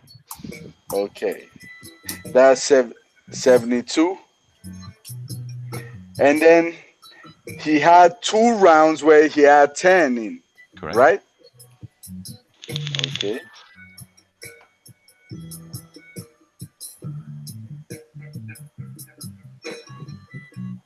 And then the other 2 more rounds, he had 10 in them also. Correct? Yeah. And that's 1-1-2. Actually, you. My way of doing it simpler, trust me. You correct, man. For Thank you. 112, Thank you. I got Thank you. 112. At least you I got have, 112. at least DB, you have come to some sense and I got realization. 112. No, you're not extremely correct. At least Because you got 111. I got 112. No. No, I've got 112, 114. That's written down. That's what I said, and that's what's written Yeah. down. No. Tommy Temper had 115, 111. 111. Yeah, that's correct. Okay, Actually, that's. At least on ZB, you've come to the light. Get these smokers in the chat saying the math is wrong. Oh, Get these smokers in the chat get the smoke, man. Get it, man. Not an accountant. I'm drinking, I'm smoking right now, so. Get this smokers still saying the math is wrong. In the chat, he's still saying the math is wrong. He's still get these smokies in the chat saying the math is wrong, saying we can't do math. We've all done it. We've gone around it. We've got the right answer. Get this smokies still in the chat saying the math is wrong. Let him. He's still in the chat saying the math is wrong. No. We're not jumping on. We're jumping out on Friday. On Friday, we will have the dissection of Deontay Wilder's resume, and then Get This Smoke can come up with his maths on that day. He's still in there saying it's wrong. Okay, that's good. Get This Smoke will have his opportunity to come on and say how the math is wrong. He will have the opportunity to do that on Friday. And Don Zeeby, since your Messiah, Deontay Wilder will be discussed, I expect you also to be here, my friend. I expect you to be here. Hey, man, why you keep saying, I'm not a fanboy, bro. I'm a fanboy of boxing. Yeah, but that's good. That's good. I'm just kind of, we're just playing, man. We're just playing, I'm not super serious about this Deontay thing. Oh, by the way, I'm supposed to be, the Deontay is in Birmingham. He's in my neck of the woods on Friday. If you want me to go, let me screen share. It's the truth. I'm not joking. Let me screen share. If you want me to go and see him and hopefully get an interview with the man, yeah. Just go to my. Where are we? Boom. Go to my about page. Click on Raphael Dawkins. That will take you to the home video. Click on about, and when you scroll down, you will see the donation button. Yeah. If you want to see Rafi hunt down Deontay, yeah, that's all you need to do, my friend. Just make a small donation. Make a small donation, and we can make dreams come true. I will be in the building with Deontay Wilder. Yeah, the tickets are kind of expensive, so if you want to make a small contribution, that also applies to where is it? Let's get back in the picture. Let's go down. Let's scroll down. Early bird bronze, £55. That's around $80, something like that. Yeah, right there. That's the bronze. That's the bronze ticket for the bronze bomber. Yeah. If you guys want to see the price right there. You guys want to see Deontay, Rafi hunt down Deontay. You want to see Rafi doing some duck hunting? Then let's just show that. If you guys want to see some duck hunting, then just click on that link and make a small donation. You don't have to. It's entirely optional, and that applies to everybody else in the chat. If you want this to happen, you know what to do. If you guys put in half, I'll put the other half in. Okay. So it has been, and we're still waiting for Get This Smokes maths. Yeah, but if you don't want to give it to us now, Get This Smokes, you can do it in the comment section. No problem. Oh, Yeah. Alternatively, you know that we're going to be talking about Deontay Wilder's resume. We're going to be doing a breakdown, okay, on Friday. So get this smoke.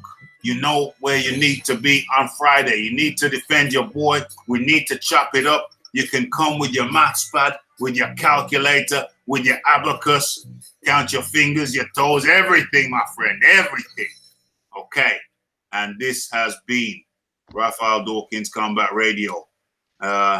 Anybody who hasn't hit the like button but has enjoyed the show, please kindly do so. We've already had the final words from Tommy Temper. Then we went into the math session. And we have already had the final words from Don Zeeby, who was very kind enough to join us here today, tonight. In the UK, we're into tomorrow. We are into tomorrow. Toby Butler says, Rafi, they'll be looking out for you. They'll be looking out for you. DeConte and his goon squad. Look what they did to Breezel. Punched him in the back of the head. I hope they don't try to Breezel me. John Zeeby, I hope you boys don't try to Breezel me. John Zeeby. Yeah, bomb squad. All right, man. Yeah. John Zeeby, I hope your boy don't try to Breezel me. Yeah? Try that Breezel business on me. So I'm sure.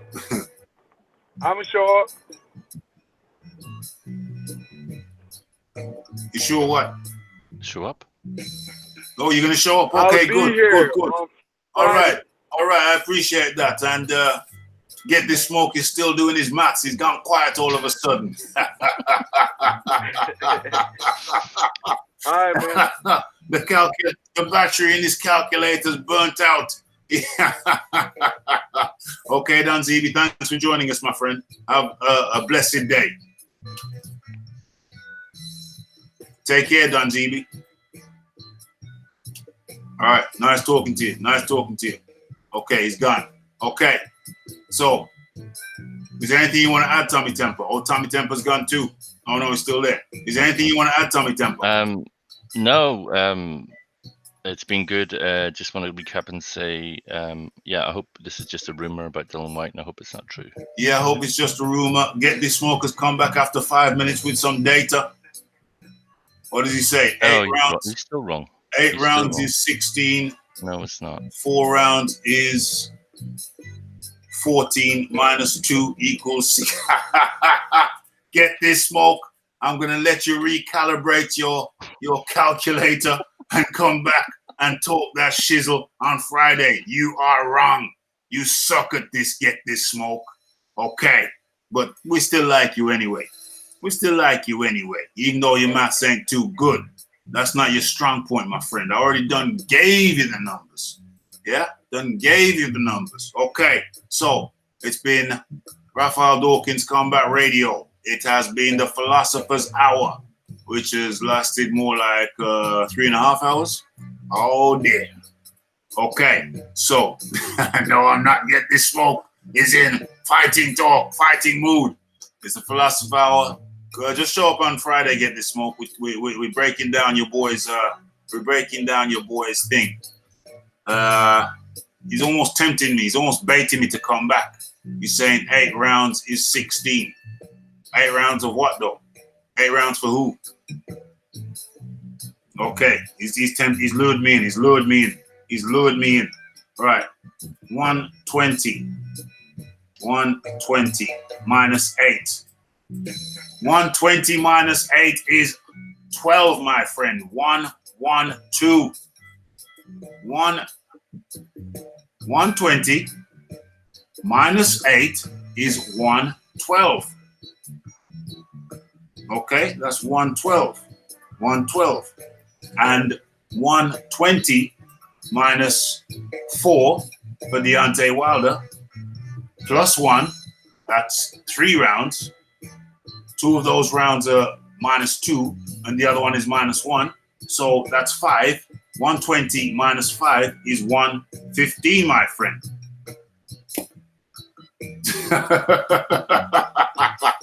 Okay, we're just Get This Smoke back to elementary maths lessons.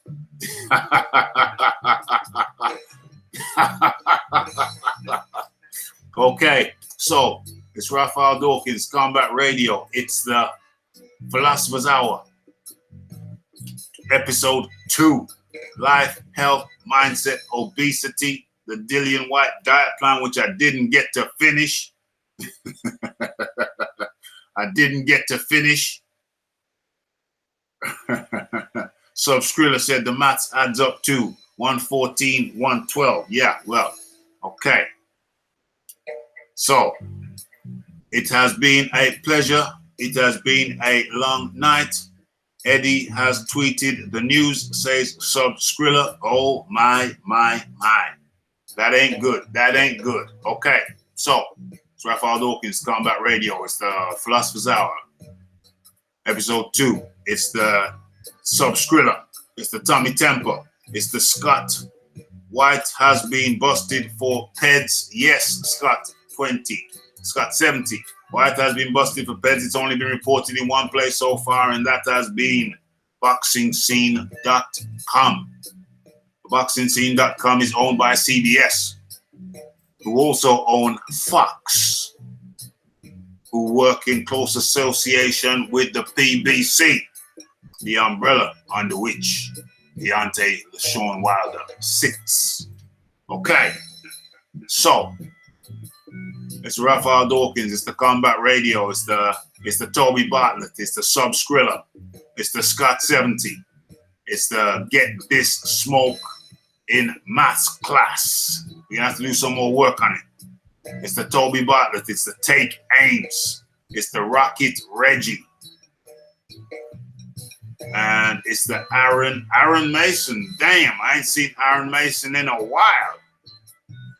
I ain't seen Aaron Mason in a while. According to BoxingScene.com, yes, it is true. According to them, it's not been reported anywhere else, though. So we're gonna have to wait till morning till more news emerges. It's the PED. It's the Subscriller. Who else we got? It's the Shark Attack. Good question. Why is Boxing Scene reporting it first? They're trying everything to stop White from fighting Wilder. Everything. Somebody probably spiked his I don't know, his Irish moss. Somebody spiked his carrot juice. It's the Celebrity Trial, Kaz. Who else we got? It's the Hamed. Who else we got? It's the Boxing Empire. It's the Red Glove Militant. It's the Big Boys Boxing. It's the John Dealey. Who else we got? Who else is it? Who is it? It's the PC Jacob. It's the Don ZB. It's the Cristiano Woo Woo, another LDBC guy. And it's Boxing 101. And shout out to the moderators who have their hands full. I may have to bolster up the numbers, get another one in there to help them out. Okay, so big up the PED, who was doing this thing on his own for a while. Donovan Williams was in here earlier on, as was the other LDBC guy, Cristiano Wu. So this is the Raphael Dawkins. It's the Philosopher's Hour, which lasted for more like 3 hours, 45 minutes. Long time. Lot of love. That's a whole lot of love. Please, in the future, hit that like button and hit that bell icon if you like what you're getting. It's Raphael Dawkins. It's the Combat Radio. It's the Philosopher's Hour. And it's the people who make this thing possible. And remember, the donate button is there in the about page and in the description box in the videos from henceforth. going on. It's Raphael Dawkins, and I'm out. Blessed.